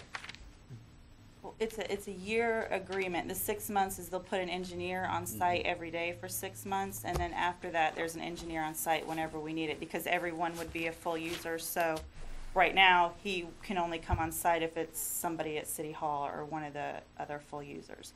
So for a year, it would be pretty much a year agreement, because a whole bunch of software comes with that. And we would need probably about a year to plan how to be self-sustaining on our own through the software and online backup and security aspects of it. So then at the end of the dollar amount that we had in our packet at our last council meeting on what this is going to cost on a monthly basis. Right. It's for the first 6 months, or is that for That's the for entire the year? entire year. Entire year. It waives the $7,000 a month fee if we do a year agreement. Any other comments? So we've got the IT in a box 80. How many users altogether are we seeing again? Not just the 80 users, but how many users practically are we going to cover under this? Is it It would be 80 full users. Yeah, full 80 full users? Right. I mean, will actually be covered, not just. Correct. Get Okay. the software, the online backup, because if you took the people that are required to use a computer for their job, it's 80 users. Oh, it comes out to 80 users actually within the city. Mhm. Okay. Right. And then, had you tried to? That's not 80 within the city. No, that's. I mean, the but 80 contingent. altogether, Yeah, yeah, right, within the planning city or zoning Parks and our Rec, server and rooms. the joint departments. The other question is, right now the quote is about $11,557 a month. Mm-hmm. But if we break out, some of the cost sharing through planning and zoning and the jointly funded agencies, did we get down? You know, to it's in the MO. It's Broken down. It actually, Broken down. I don't know that I put the breakdown of the cost. I have that here. I did write it on my paper. I might have forgot to bring it with me. But we stand to save about $2,300 a month. Oh, okay, I see it. Thanks. If it, and we made the MO contingent upon all those things sort of falling into place. But if you allocate 9 users to planning, 16 or more users to Parks and Rec, 4 users to the building inspection, and then the cost of those gets split 50-50, then it knocks that down from 11.5 somewhere like 9.3. And I apologize, I wish I had that in front of me. But Yeah, you had it the other day. I would think it was did. $9,172. That's it, $9,172. Would be what we would as a Now city. that was for 20 users. I apologize. They said they could use 16 to 20, so I put it at 16, so it would be a little more. If they went with 20, that would be the figure. Okay, that's the low, that's the basement of what we'll pay, 9172, somewhere around there. And what we did was we asked the folks at the police at P&Z and Parks and Rec to go to their respective bodies and say, come back to us as soon as possible with numbers. Confirm the 9, confirm the 16, confirm the 20, take it in front of your boards and get this approved. But, you know, our approval would be contingent on all those pieces falling into place. All right. Which is a lot, but at least by passing this, we're getting, everybody knows the playing field. Everybody knows what their responsibilities are in order to make that happen. So. Good work. Doesn't this also include our phone? It includes the vendor management for the phone so that we can get the infrastructure in place. And then on the engineer on site would help me install the equipment that we need to use for the phone system. What? I knew there was something about the phone Mhm. system, Jen. Yeah. It's a lot to take in. Motion for approval. Motion, Mayor. Second. And a second. Any further comments? All in favor, aye? Aye. Opposed? Thank you. Thank you. Thanks, Jen. Okay, municipal order approving Codell Construction as construction manager for our police department. Kyle? Evening, Mayor, Council. Saw the memo in the packet. On December 23rd, we received the proposals for the construction manager at risk. 3 very qualified firms applied or submitted bids, and there were 6 people on our committee. We ranked them. Number 1 is Codell Construction out of Winchester. Number 2, Alliance Corporation out of Glasgow. And number 3, Trace Creek Construction out of Vansburg. And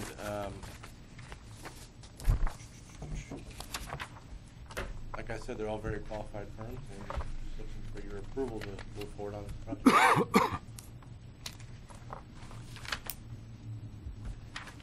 Motion for approval on the committee. So. I'll second. We mentioned earlier in the earlier discussion about the additional cost of going this route. What's the ballpark figure on that? Or we talked as well about paying cash for part of this? That may be 2 different questions.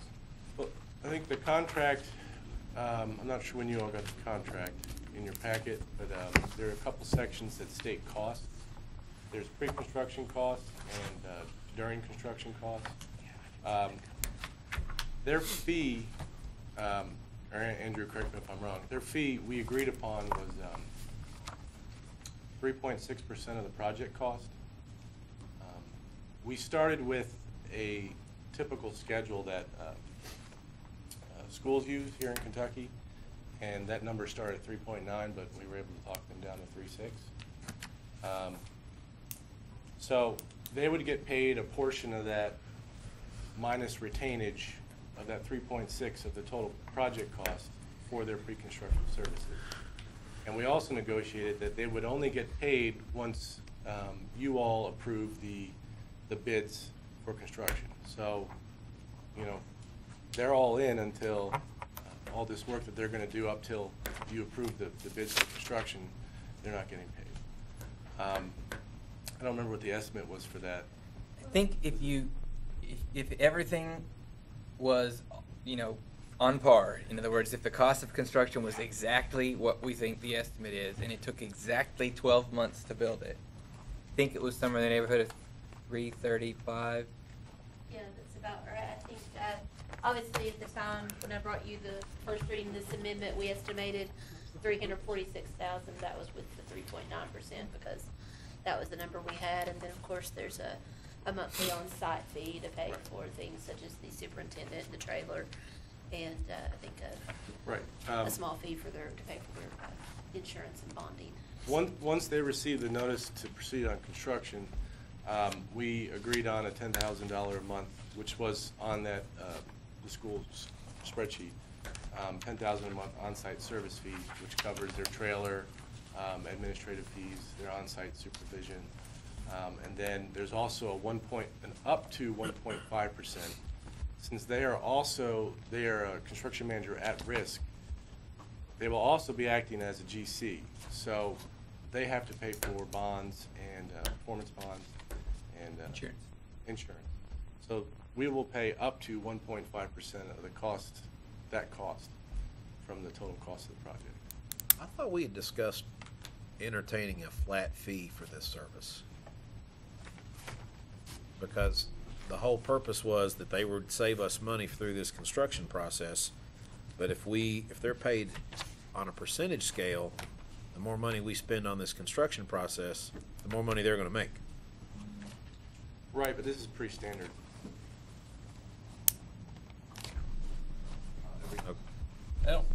All the schools use that schedule. We're not a school. Right, but a lot of construction management firms use this schedule. So none of them will use a flat rate? I think we'd even discussed a flat rate with incentivizing for savings and. I think we did speak with even the architects and everything about it, because of course they were here, and I know we were getting, I guess, recommendations against doing like the guaranteed maximum price. I think GMP is what they called it, and they were recommending against that method, which I think is probably where some of that flat fee comes in. The way this contract reads is exactly opposite what I thought the purpose behind us hiring a construction manager was. From what I understood, the main purpose for hiring a construction manager was to provide further oversight in the project, provide further quality control, and provide, from a constructor's point of view, during the end of the pre-construction phase, ways we can eliminate issues or reduce costs on some things so that we don't run into issues and change orders when the project's going. And also, part of this contract is for a lot of the larger material items with long lead times and everything, those will be purchased tax-free, will be set through accounts. Andrew can explain the legal process. Codell explained it to us very thoroughly, and from my mind, that's what council's main goal was with hiring a construction manager. All I recall from that conversation was we would have oversight that could save us money and it would pay for itself in the long run. I mean, was that the discussion that we had? You're right. And I mean, all the qualities that he said is correct too, but that's why I was asking David. I was thinking it was that we had talked about being a fixed amount too. Yeah, because there's no incentive with this contract for whoever this contractor is to save us money. And we discussed that at length with this. And that's the history of, what was brought up in our discussion was about the water park. Right. Mm-hmm. And was there, and I don't recall, was there a construction manager used for that? But there was to salvage it, but there wasn't on the front end. Right. It wasn't on the front end. Yeah, and this happened to be the one that salvaged it. Yeah.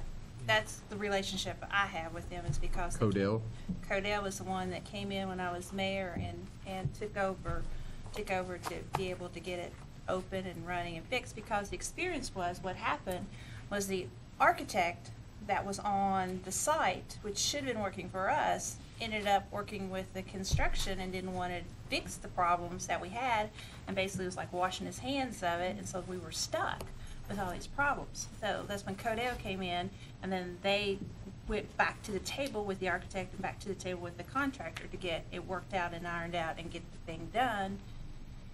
Get where we need it to go. But I do remember the original conversation being talked to. Did you all talk to them about what they would do for a fixed? What is your definition of a fixed price contract? Well, I don't know that I personally really had one. I just know that we had discussed that in that meeting, because there was so much discussion about this particular entity being able to save the city money on the construction side of things.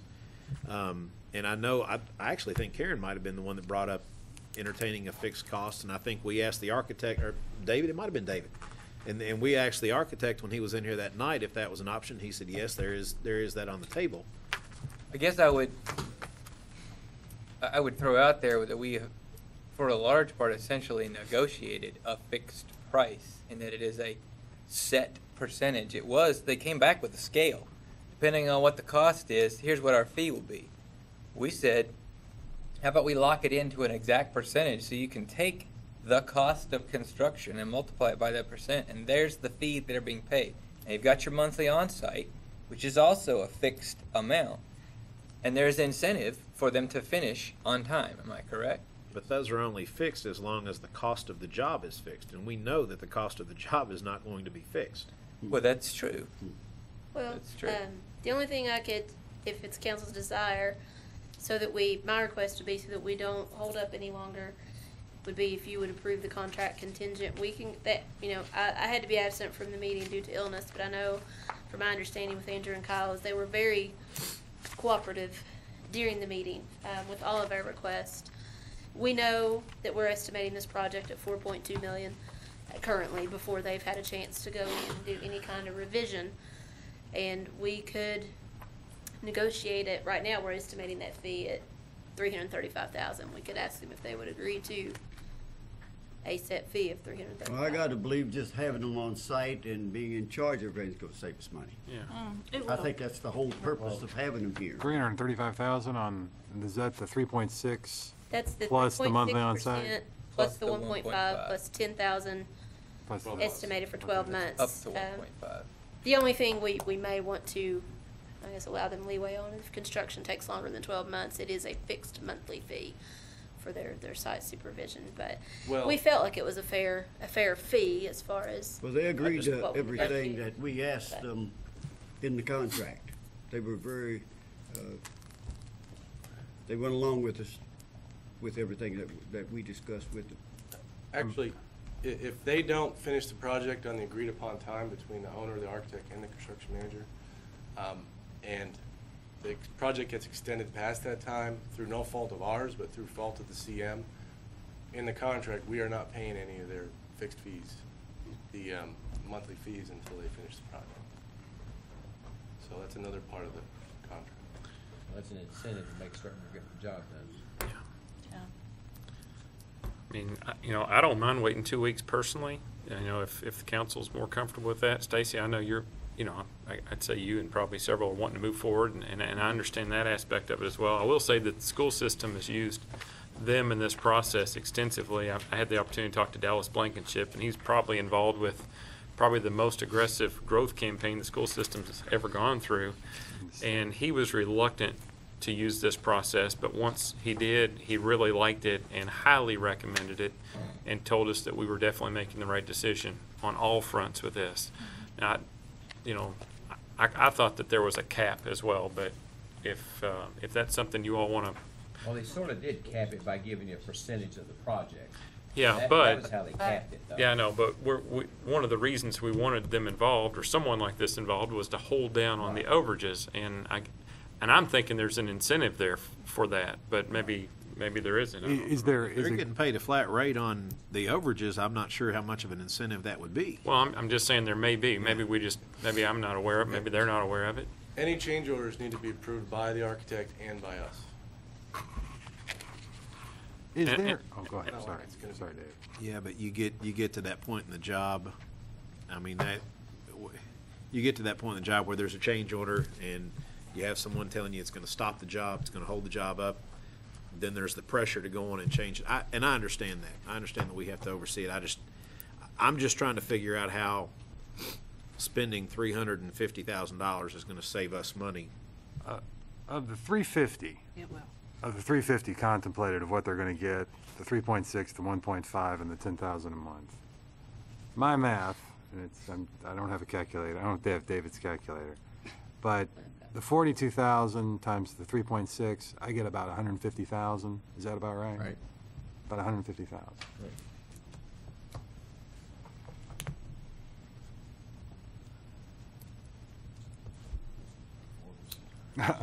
I'm going to have to get out the calculator. 151,200.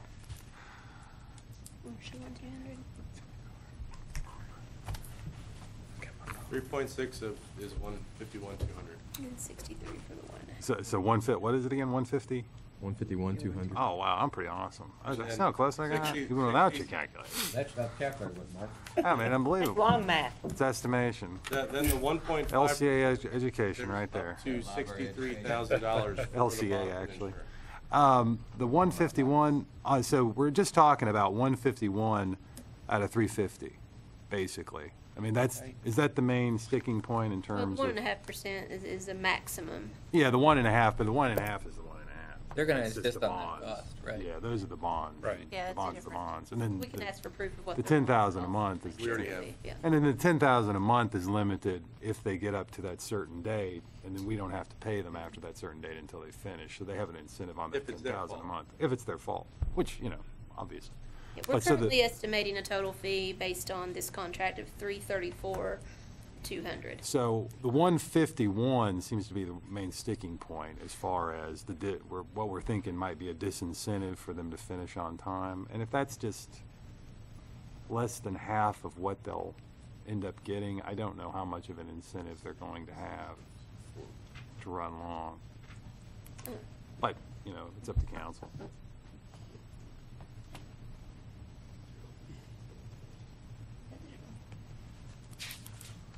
If it was 4.4 million, at 3.6, they'd be getting approximately $7,000 more.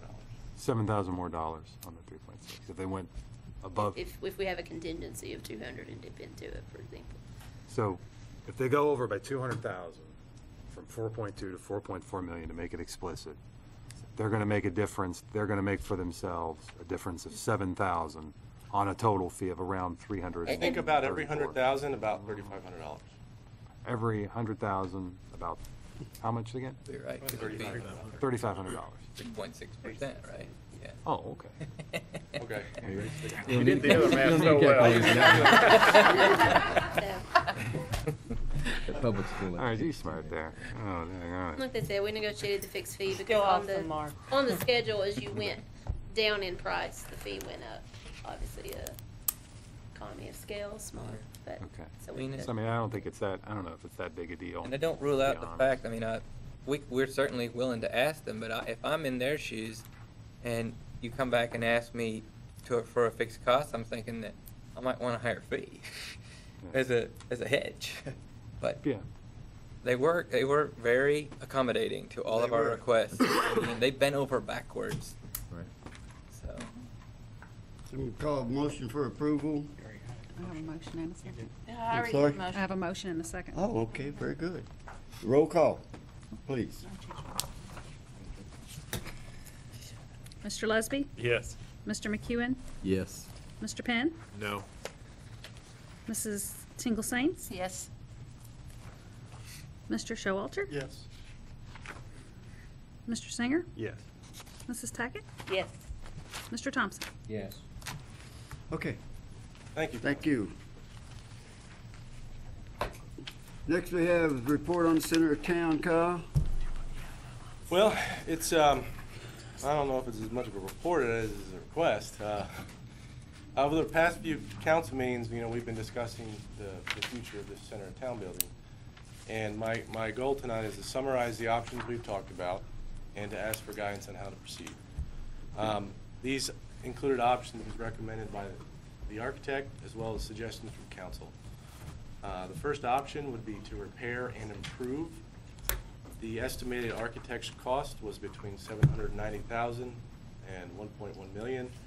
This includes improving efficiency of the building's energy components to reduce long-term cost, and it retains the valuable programming activities that have been at the center of town. Second option was to repair just to code. Estimated architect's cost, $417,000. This does not improve the energy efficiency. From 2005 to 2012, heating costs totaled $70,000 plus, which is approximately $10K a year, just straight average $835 a month, obviously higher in the winter, but we would still be able to retain the valuable programming activities. Option 3, leave as is. No upfront cost, possible long-term liabilities. Cost to repair will increase with time, and the city would lose the programming activities that were there. Option 4, demolish the structure. Estimated cost about $70,000. City loses the programming activity space. No opportunity to reuse the existing structure and may reduce possible sale revenue. Option 5, sell. Relieves the city of responsibility. City loses a valuable asset, including programming activities at this space, and limited control of what replaces the center of town. So again, that's just a summary of most of the talking points that we've had, and I'm just asking for direction on how to proceed on this. Now, there was one option that you missed, and that was the option that we voted on about 4 different times, and that was to repair the building back to make it whole the day of the damage and continue the program. Okay, but we can't, we have to repair it past that to get to code. You do not have to do that. I called the state building inspector week before last. He said the only part of the building that must be brought up to current code is the part of the construction that was damaged. Nothing else in the building. He said you do have to safe off the building from an electrical standpoint. We talked about open junction boxes and things like that, but he said you do not have to bring the building up to current code. And that was the head state electrical inspector, the one who will make the call on this building. Every inch of floor in there has water damage. And from what And the the insurance architect didn't has cover told that? us, I think that you had requested, I think I've provided some information about that, of course. I was not here at the time the claims were submitted, so with all of the claims that were submitted, we were given a check for insurance proceeds that came directly to the city of $81,759. We spent $54,277 of that in the calendar year of 2012. Mainly, most of that going to the roof repair, about $50,000 and some other minor things. And then, obviously, we had approved a renovation contract with White Oak. They got through the demolition phase of that contract, and we paid them $15,285. We paid a minor amount for some HVAC extending of some returns that had kind of been just stopped at the ceiling to bring those down. With all of that, the amount left from that insurance check that's unspent was $9,935, and of course, at the time that we kind of left this project, we had committed that to White Oak for the remainder of the renovation, which was, of course, rebuilding those walls. And as you know, at the time we stopped was because we tried to get an electrician in to get a quote at the time who wasn't at that time comfortable giving us. So according to the insurance adjuster, we should have been able to put the building back whole for the original check that they gave us. I would have to go back and look through the claim with the adjuster to see exactly what was turned into them as request. I just know that's what was given us, and obviously we've budgeted beyond what insurance gave us, because we actually budgeted more for the White Oak contract than we had left in the insurance check. So As I recall, I think Mark was very concerned about putting it back the way it was for the amount of insurance money that we got back. Yeah, I think that was the main point of spending the insurance money, was getting us to the point. But council needs to make a decision on this. It's far beyond the amount of time that it should have taken, but nonetheless, we have some options available to us now, and it needs to be solved. How many times have we made that decision, though? I've got minutes of 12 different meetings where we've taken straw votes on it 3 or 4 times. This council? No, part of it was prior council. Prior council,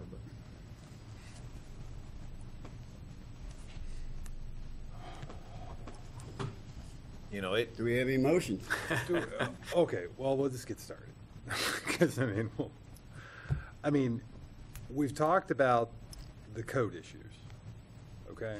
And, we've heard, other various accounts. Do we have to be up to code? Do we have to be up to state building code and electrical code in order for this building to be occupied and to be able to run it as a parks department or as a city and have people in the building? I mean, are we at liability if it's not up to code? From my understanding, from the architect's recommendations, we do. Okay. And if you look at the private industry, would they have to? Absolutely. My conversation with the state building inspector was any construction that we do on the building as a result of the damage.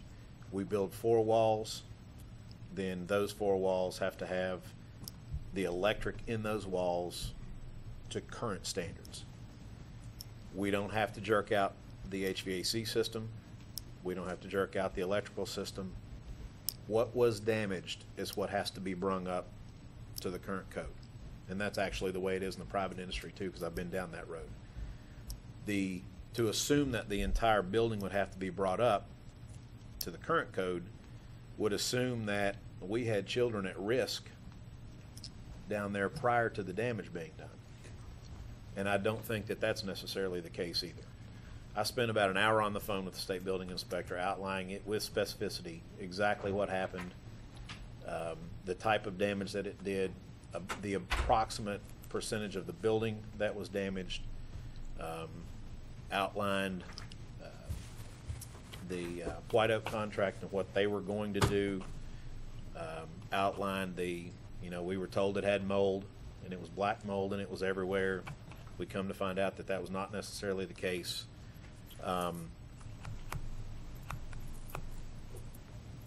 So according to the state building inspector, we do not have to bring the entire building up to current code. We would have to safe off any electrical things like that could be potentially a harm, but that's not necessarily a code violation. That's just, that's been in the code for 100 years. That's not new code. If you've got a junction box that's open and it was open 20 years ago, it was a violation then. That's not necessarily the current code. But according to him, we do not have to bring the building up to current code, the entire building. During one of the previous meetings, the architect mentioned that since the building had been unoccupied for more than 6 months, state law did state that it had to be all brought up to code. That's just my recollection from what the architect said. I spoke with him about that, and he said the reason that they look at that is because if the damage is so severe that it can't be repaired within a 6-month period of time, then you would have to fall underneath that code. The fact that it's been sitting there for more than 6 months because we've been dragging our feet, not because it can't be repaired, would supersede that 6-month rule. Is the state building inspector willing to put all this in writing, Brad? Sure he would. I'm sure. I'm sure he would. Probably a bad question. I've been involved in situations like this before, and I've never been in a situation where you've had to bring a building completely up to code. To accept that, you would have to accept any construction done on any public building means that you would have to bring the entire building up to code. That's just unreasonable. It's illogical. I don't know. It's the government. I sort of feel like Mark, though. I would want it up to code if we were going to put people back in. We're going to put kids back down there. I would not feel comfortable if it were not up to code. That's my take on it. I guess I personally have a couple of, and I'm just obviously one of 8, and I say that often, but from my level of comfort, I'd either take the building down, raise the elevation, build a new building. If that's really our intent, is to put some services in there, I'd rather do it the really right way.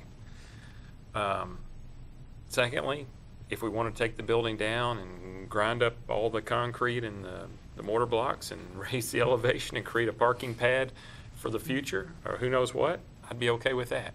If we want to leave it in the condition that it's in for a while until we get some other issues back here kind of resolved and thought out, I'd be okay with that. I guess those are probably my three thoughts right now. Does it make sense? I guess a couple of questions, and I hate to put him on the spot, but I see one of our building inspectors here, and if I could just ask him a couple of questions on this. If you don't want to answer, if you don't want to go to the podium, that's fine. But I think it's ballpark.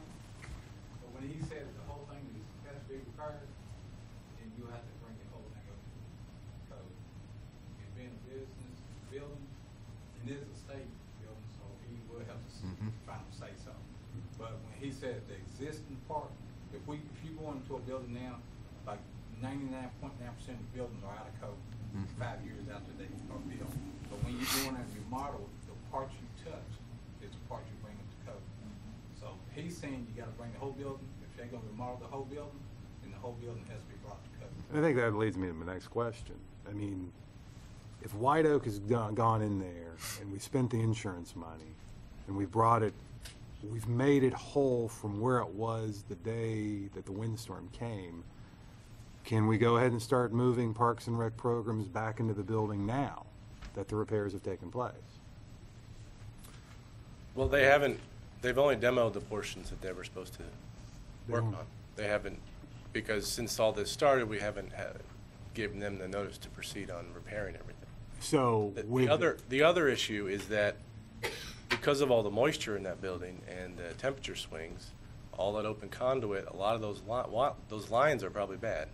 Well, and we won't know until you turn it on, but. Let me clarify it. And I'll go back to what I said a long time ago and many times. The money that we got from the insurance company, once we do the work and spend that money, and whatever's left is all we have to deal with. That is, we're not going to spend anything beyond the insurance proceeds. Is that money sufficient to do the work to make the building whole to where it can be reused in the same way it was before the windstorm? Money's already been spent. No, it's not going to make it. So we're going to have to go in and do further remodeling. Absolutely. Is that correct? And what is the extent of the damage? The reports that you've all seen. I know,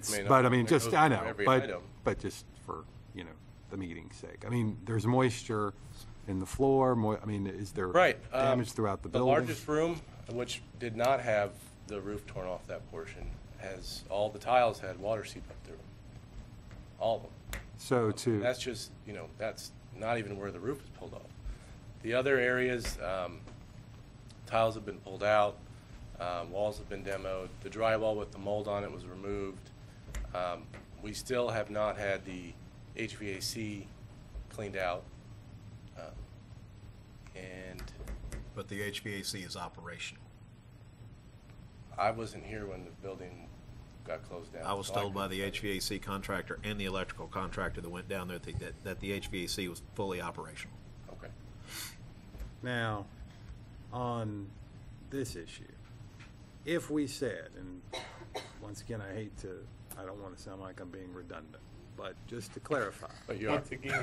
I know, but I just want to make it clear. Well, I mean, I'll part just of call you out on it. No, you're not. Part of this is it's been, we do this over many meetings and we have bad recollections and it's a bit opaque at times. Here's my question. Beyond, if we had the proceeds, we use the proceeds out, we turn to Parks and Rec and say, here's the building, you can go use it. They go in the building, they find this further damage throughout the building that we're now going to have to invest more money into to fully remodel the building. Are you saying pretty much the 9,000 square feet of the building, which is about the square footage of the building, if memory serves, every bit of it's going to have to be remodeled? Is that what you're saying? Or pretty close, or virtually? Putting fresh paint on walls, sure. Putting fresh paint on walls, but absolutely. Fixing the moisture of the tiles and those sorts of things. So when we go in and we say we're doing remodeling, that means we're going to have to, according to what the building inspector Isaiah said, we're going to have to. Well, I'm not sure make that up to code. Paint counts as a remodeling. No. You're talking about constructing walls, dropping in new equipment, things like that. But Ike, would you come up so we can get a recording of what you were saying, please? It's like I'm never coming back. Isaac Hughes, the building inspector. I'm sorry, I called you Isaiah. Isaac, sorry about that. Okay, and when you were saying the existing, like I said, some things that happen because of the storm, even though it structurally does not affect, it can affect other parts of the building. Like there's mold, most time you got water, moisture, there will be mold, and all that has to be cleaned up. So when you're going through the whole building, as he said, it's no longer existing building. And then you got to consider too that it is kids, health department, and other departments going to be involved. So they're going to look at, okay, let's see what kind of building you're putting these kids in. So it's not just the structural part that the roof, part of the roof that was blown off. You got to look at the whole building. And the HVAC, and since we do HVAC, most of it, if it's water in there and the ductwork and all that, even the old part that you wasn't planning on replacing, that will have to come off. Any part of that duct that's wet, it have to come out. So you're moving from one part of the building to the other part of the building. So, and then to put a building back, there's no such thing as saying we're gonna do it like it was, because there is no like it was. You have to bring it up to code today.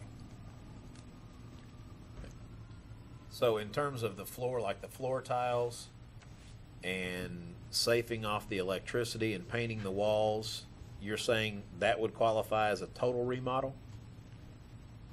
Now, you're talking about commercial, and when we say, like, say for instance, walls, you're Yeah. talking about the fire-resistant walls and things like that. You're not just talking about a house where it's like, you're not looking at the fire-related issues. Right.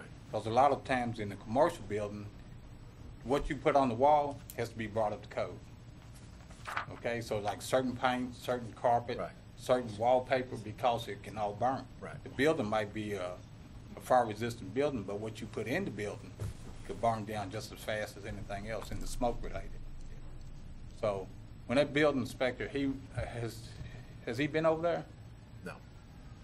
You might want to get a state building inspector to go by and look at it and see what he will say before you. As far as the HVAC system, our guys are qualified to. I think our check guys that been out. over there, but I hadn't been over there to see what it looked like. I know we qualify as HVAC. I do know that. Yeah, we can go over and look at that. But here again, we need to come to some conclusion on this, make a decision on what direction we want to go. Because we have been dragging our feet long enough.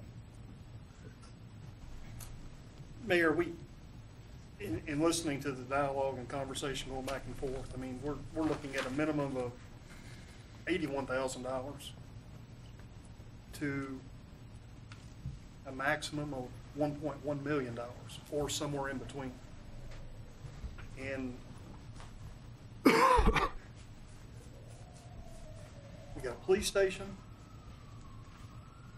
We've got a revenue shortfall that's gonna hit us starting July 1st with the expansion at the Toyota plant. And sorry, David, I don't mean to steal your thunder. I'm one of 8. I say we leave it as is for the time being until we know what our finances are gonna be like after this coming, when the budget year starts on July 1. That was one of the options.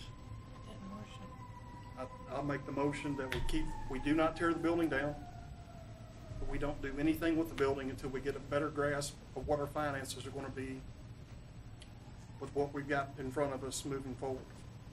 So I'll make the motion. I'll second. Any further comments? You have an idea of. Take a roll call on this one. Kelly had a question. Mark, did you put a time frame on it? Or not? July 1. That'll be the new, we'll have, I don't know if that's enough time, but I'd push it out further. I mean, I'll be down to talk with you guys and see if we can check out the HVAC. I'd like to get the state inspector over there and have him look at it. I think I think that's a good- that's gonna end up on good his idea desk also. anyway. I can't imagine why we wouldn't. Motion and second that we have now is to leave it as is. Until We July. can do, Until July yeah, 1st? till July. July 1st is fine. During this time, we can That's fine. make That's fine. some progress toward that. Go ahead. July's good. July 1st is fine. Yeah, July's 1st. Roll call vote. All right. Mr. Lesby? Yes. Mr. McEwen? No. Mr. Penn? No. Mrs. Tingle Sains? Yes. Mr. Showalter? yes. Mr. Singer? Yes. Mrs. Tackett? Yes. Mr. Thompson?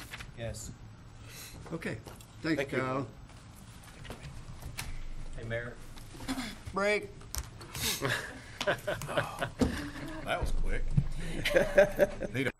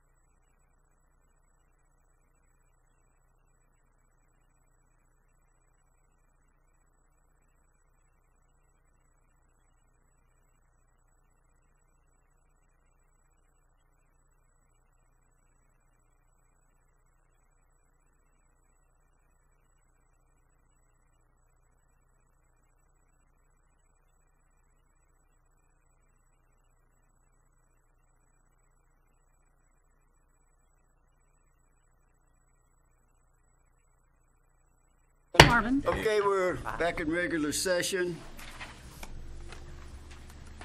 Stacy? Second reading of the budget amendment. Front and center. Oh, that's me.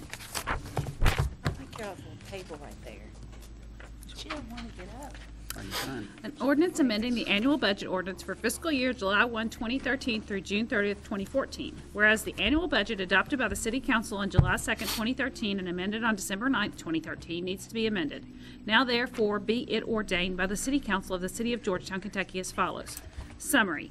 Ordinance 13026 is amended as follows. General Fund, CMRS Board, dispatch revenues are increased by $25,876. Police Department expenditures are decreased by $255,739. Dispatch expenditures are increased by $15,000. Transfers to other funds are increased by $434,205. Alcohol Fund. Alcohol regulatory fees are increased by $315,000. Police Department expenditures are increased by $315,000. Grant Fund, revenues are increased by $5,000. Police Department expenditures are increased by $5,000. Capital Projects Fund, intergovernmental revenues are increased by $29,321. Transfers from other funds are increased by $434,205. Police Department expenditures are increased by $434,205. Community service expenditures are increased by $29,321. The full text of this ordinance is available for examination in the Georgetown City Clerk's Office, 100 North Court Street, Georgetown, Kentucky, 40324. Publicly introduced and read for the first time February 10th, 2014. Publicly read the second time February 22nd, 2014. So February 22nd or February 24th, I'm sorry. I didn't hear it's 26. I was looking at 24 and she said that. Motion for approval? Motion, Mayor. Second. Second. Any discussion? Roll call vote, please. Second reading. Mr. Lusby? Yes. Mr. McEwen? Yes. Mr. Penn? Yes. Mrs. Tingle Sames? Yes. Mr. Showalter? Yes. Mr. Singer? Yeah. Mrs. Tackett? Yes. Mr. Thompson? Yes. Okay, thank you very much. Okay, we have a resolution accepting the grant that the fire department asked for, and Chief is here with us. We just need the approval of the resolution to spend the money on the safety grant that we applied for. 7,000. Huh? About 7,000.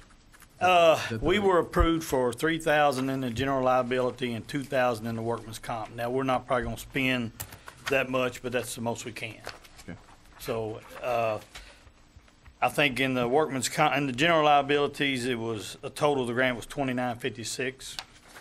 And then on the workman's comp, 5985. So our share of the money will come out of my rescue equipment line item and the training line item. So moved. Motion for approval. Motion. Get a second. Second. Brett. Kelly and Mike. Any discussion? All in favor, aye? Aye. Opposed? Thank y'all. Chief. Thank you. Appreciate it. Okay, Human Resources, first reading of an ordinance for the Director of Information Technology position. This is sponsored by Tackett. Mayor, if I can jump in here, I think there's a feeling on council that we might be more interested in tabling this, at least for tonight, until we get some more information back on what truly Sophisticity is going to bring to the table and for the future of this particular position. So I guess I would make the motion, at least temporarily, that we table this item for future discussion. Second to that motion? Mayor, since I'm sponsoring, I'm going to second it with Okay, him. okay. And I agree with the Sophisticity. Any further comments? All in favor, aye? Aye. Opposed? Yes. Thank you for all that time, Megan. Police update. We have a pretty comprehensive report in our packet from the chief. That's it? I think we have a great update. Chief, anything specifically you want to point out? He said he's done. He's done. Well, he has his report in the packet. And looks like January is busy again, as has been in years past. But I think our police department's doing an outstanding job. I think we've increased a little bit in the things that are happening, but I think our guys are on it also. So I'm very pleased with the progress that we're making there. And with that, council comments? I just want to say what an outstanding job Public Works did on the roads during all that crazy weather. Oh my. You're right. They did a good job. They did for a fact. They were shoveling, or not shoveling, scraping my street. It was, I think, about the first quarter of the Super Bowl, on Super Bowl night. Wow. Pretty amazing. Yeah, they were out there scraping the street. Yeah, they came downtown to get the curbs and so forth cleaned off, starting at 9 o'clock one night. So, I mean, the state goes through, and of course they'll open it up, as Public Works does with their streets otherwise in the city. I'm not complaining about that, but it was a good thing to have them come down and clear the curbs. They Because we did were good having driveways, problems there. though. First time in 40 years I put on gloves and a hat and coat and helped my husband shovel the driveway. Just want to put that on record. You get that, honey? First time. Any other comments? Mayor, No, go ahead. No, go ahead. Well, one of you speak up. I just drew a blank on the house number. Karen needs to go, and he'll think in a minute. On North Hamilton, Okay. just up, it's about 4 houses up from Washington Street on the right. The one that caught on fire? Okay. Is there anything at all Well, we check. as a city can We do see with that situation? North Hamilton. Is it to condemn? Should be. Because I think the center's 216. Be the next one over. You guys back there in the fire know if that's condemned? Huh? You all know if that's condemned? The one on North Hamilton that, I don't know, last we talked about that, remember we had they had moved a lot of stuff out, where somebody was moving out, and Dusty was handling that. Okay. we'll Got follow. all that cleaned up, but I don't. Well, the last I heard, Ronnie was fighting with the insurance company. That's what he's doing on. Is that McKinney? Yeah. That's the last I heard. That's been. Well, we'll follow up Sounds like on they're it. trying to keep it, they're trying to salvage it. I mean, if that's the case. Karen? Oh, what is one of the employees' family, I saw was upset, something to do with bereavement policy. What is our bereavement policy? That'll learn you. Just spit out peppermint. Lisa didn't do. Our bereavement policy allows 3 days for immediate family members. So I don't know which relation it is. Was it a grandparent in-law? I think it was a grandparent. In-law. Oh, a grandparent in-law is not covered. The grandparent is covered. Grandparents are covered for 3 days. Uh-huh. A grandparent in-law is not covered. Right. Okay. It was the wife of one of the firefighters' grandparents. Their grandparents. And so I assume the husband had to take off a sick day or whatever to go to the funeral. Yeah, he took Or off vacation sick day. day. Okay, all right. And that has not changed for a long period It's of not time? changed for a long time, no. All right, got it. And if you would like for me to bring a revised one to you to let you work through that, I'd be happy to. Okay, actually, I wouldn't mind having a policy handbook, because I haven't had one for a long time. Okay. Okay, all right, thank you. Okay. Yes, Kelly? One other comment in retrospect, and this is not going to change the outcome of the vote, but having been a part of the police building search, the visits to the other police departments that we made, and being more in favor of the architect and not in favor of the construction manager, I just wanted my vote to reflect that I was not in favor of Codell rather than in favor of it. That doesn't change the outcome of it. No. That's fine. My position is the same. Good deal. Thank you. Anything else? Entertain a motion for adjournment? So moved. So we got both of them. All in favor, aye? Aye. You all Have a your great evening. financial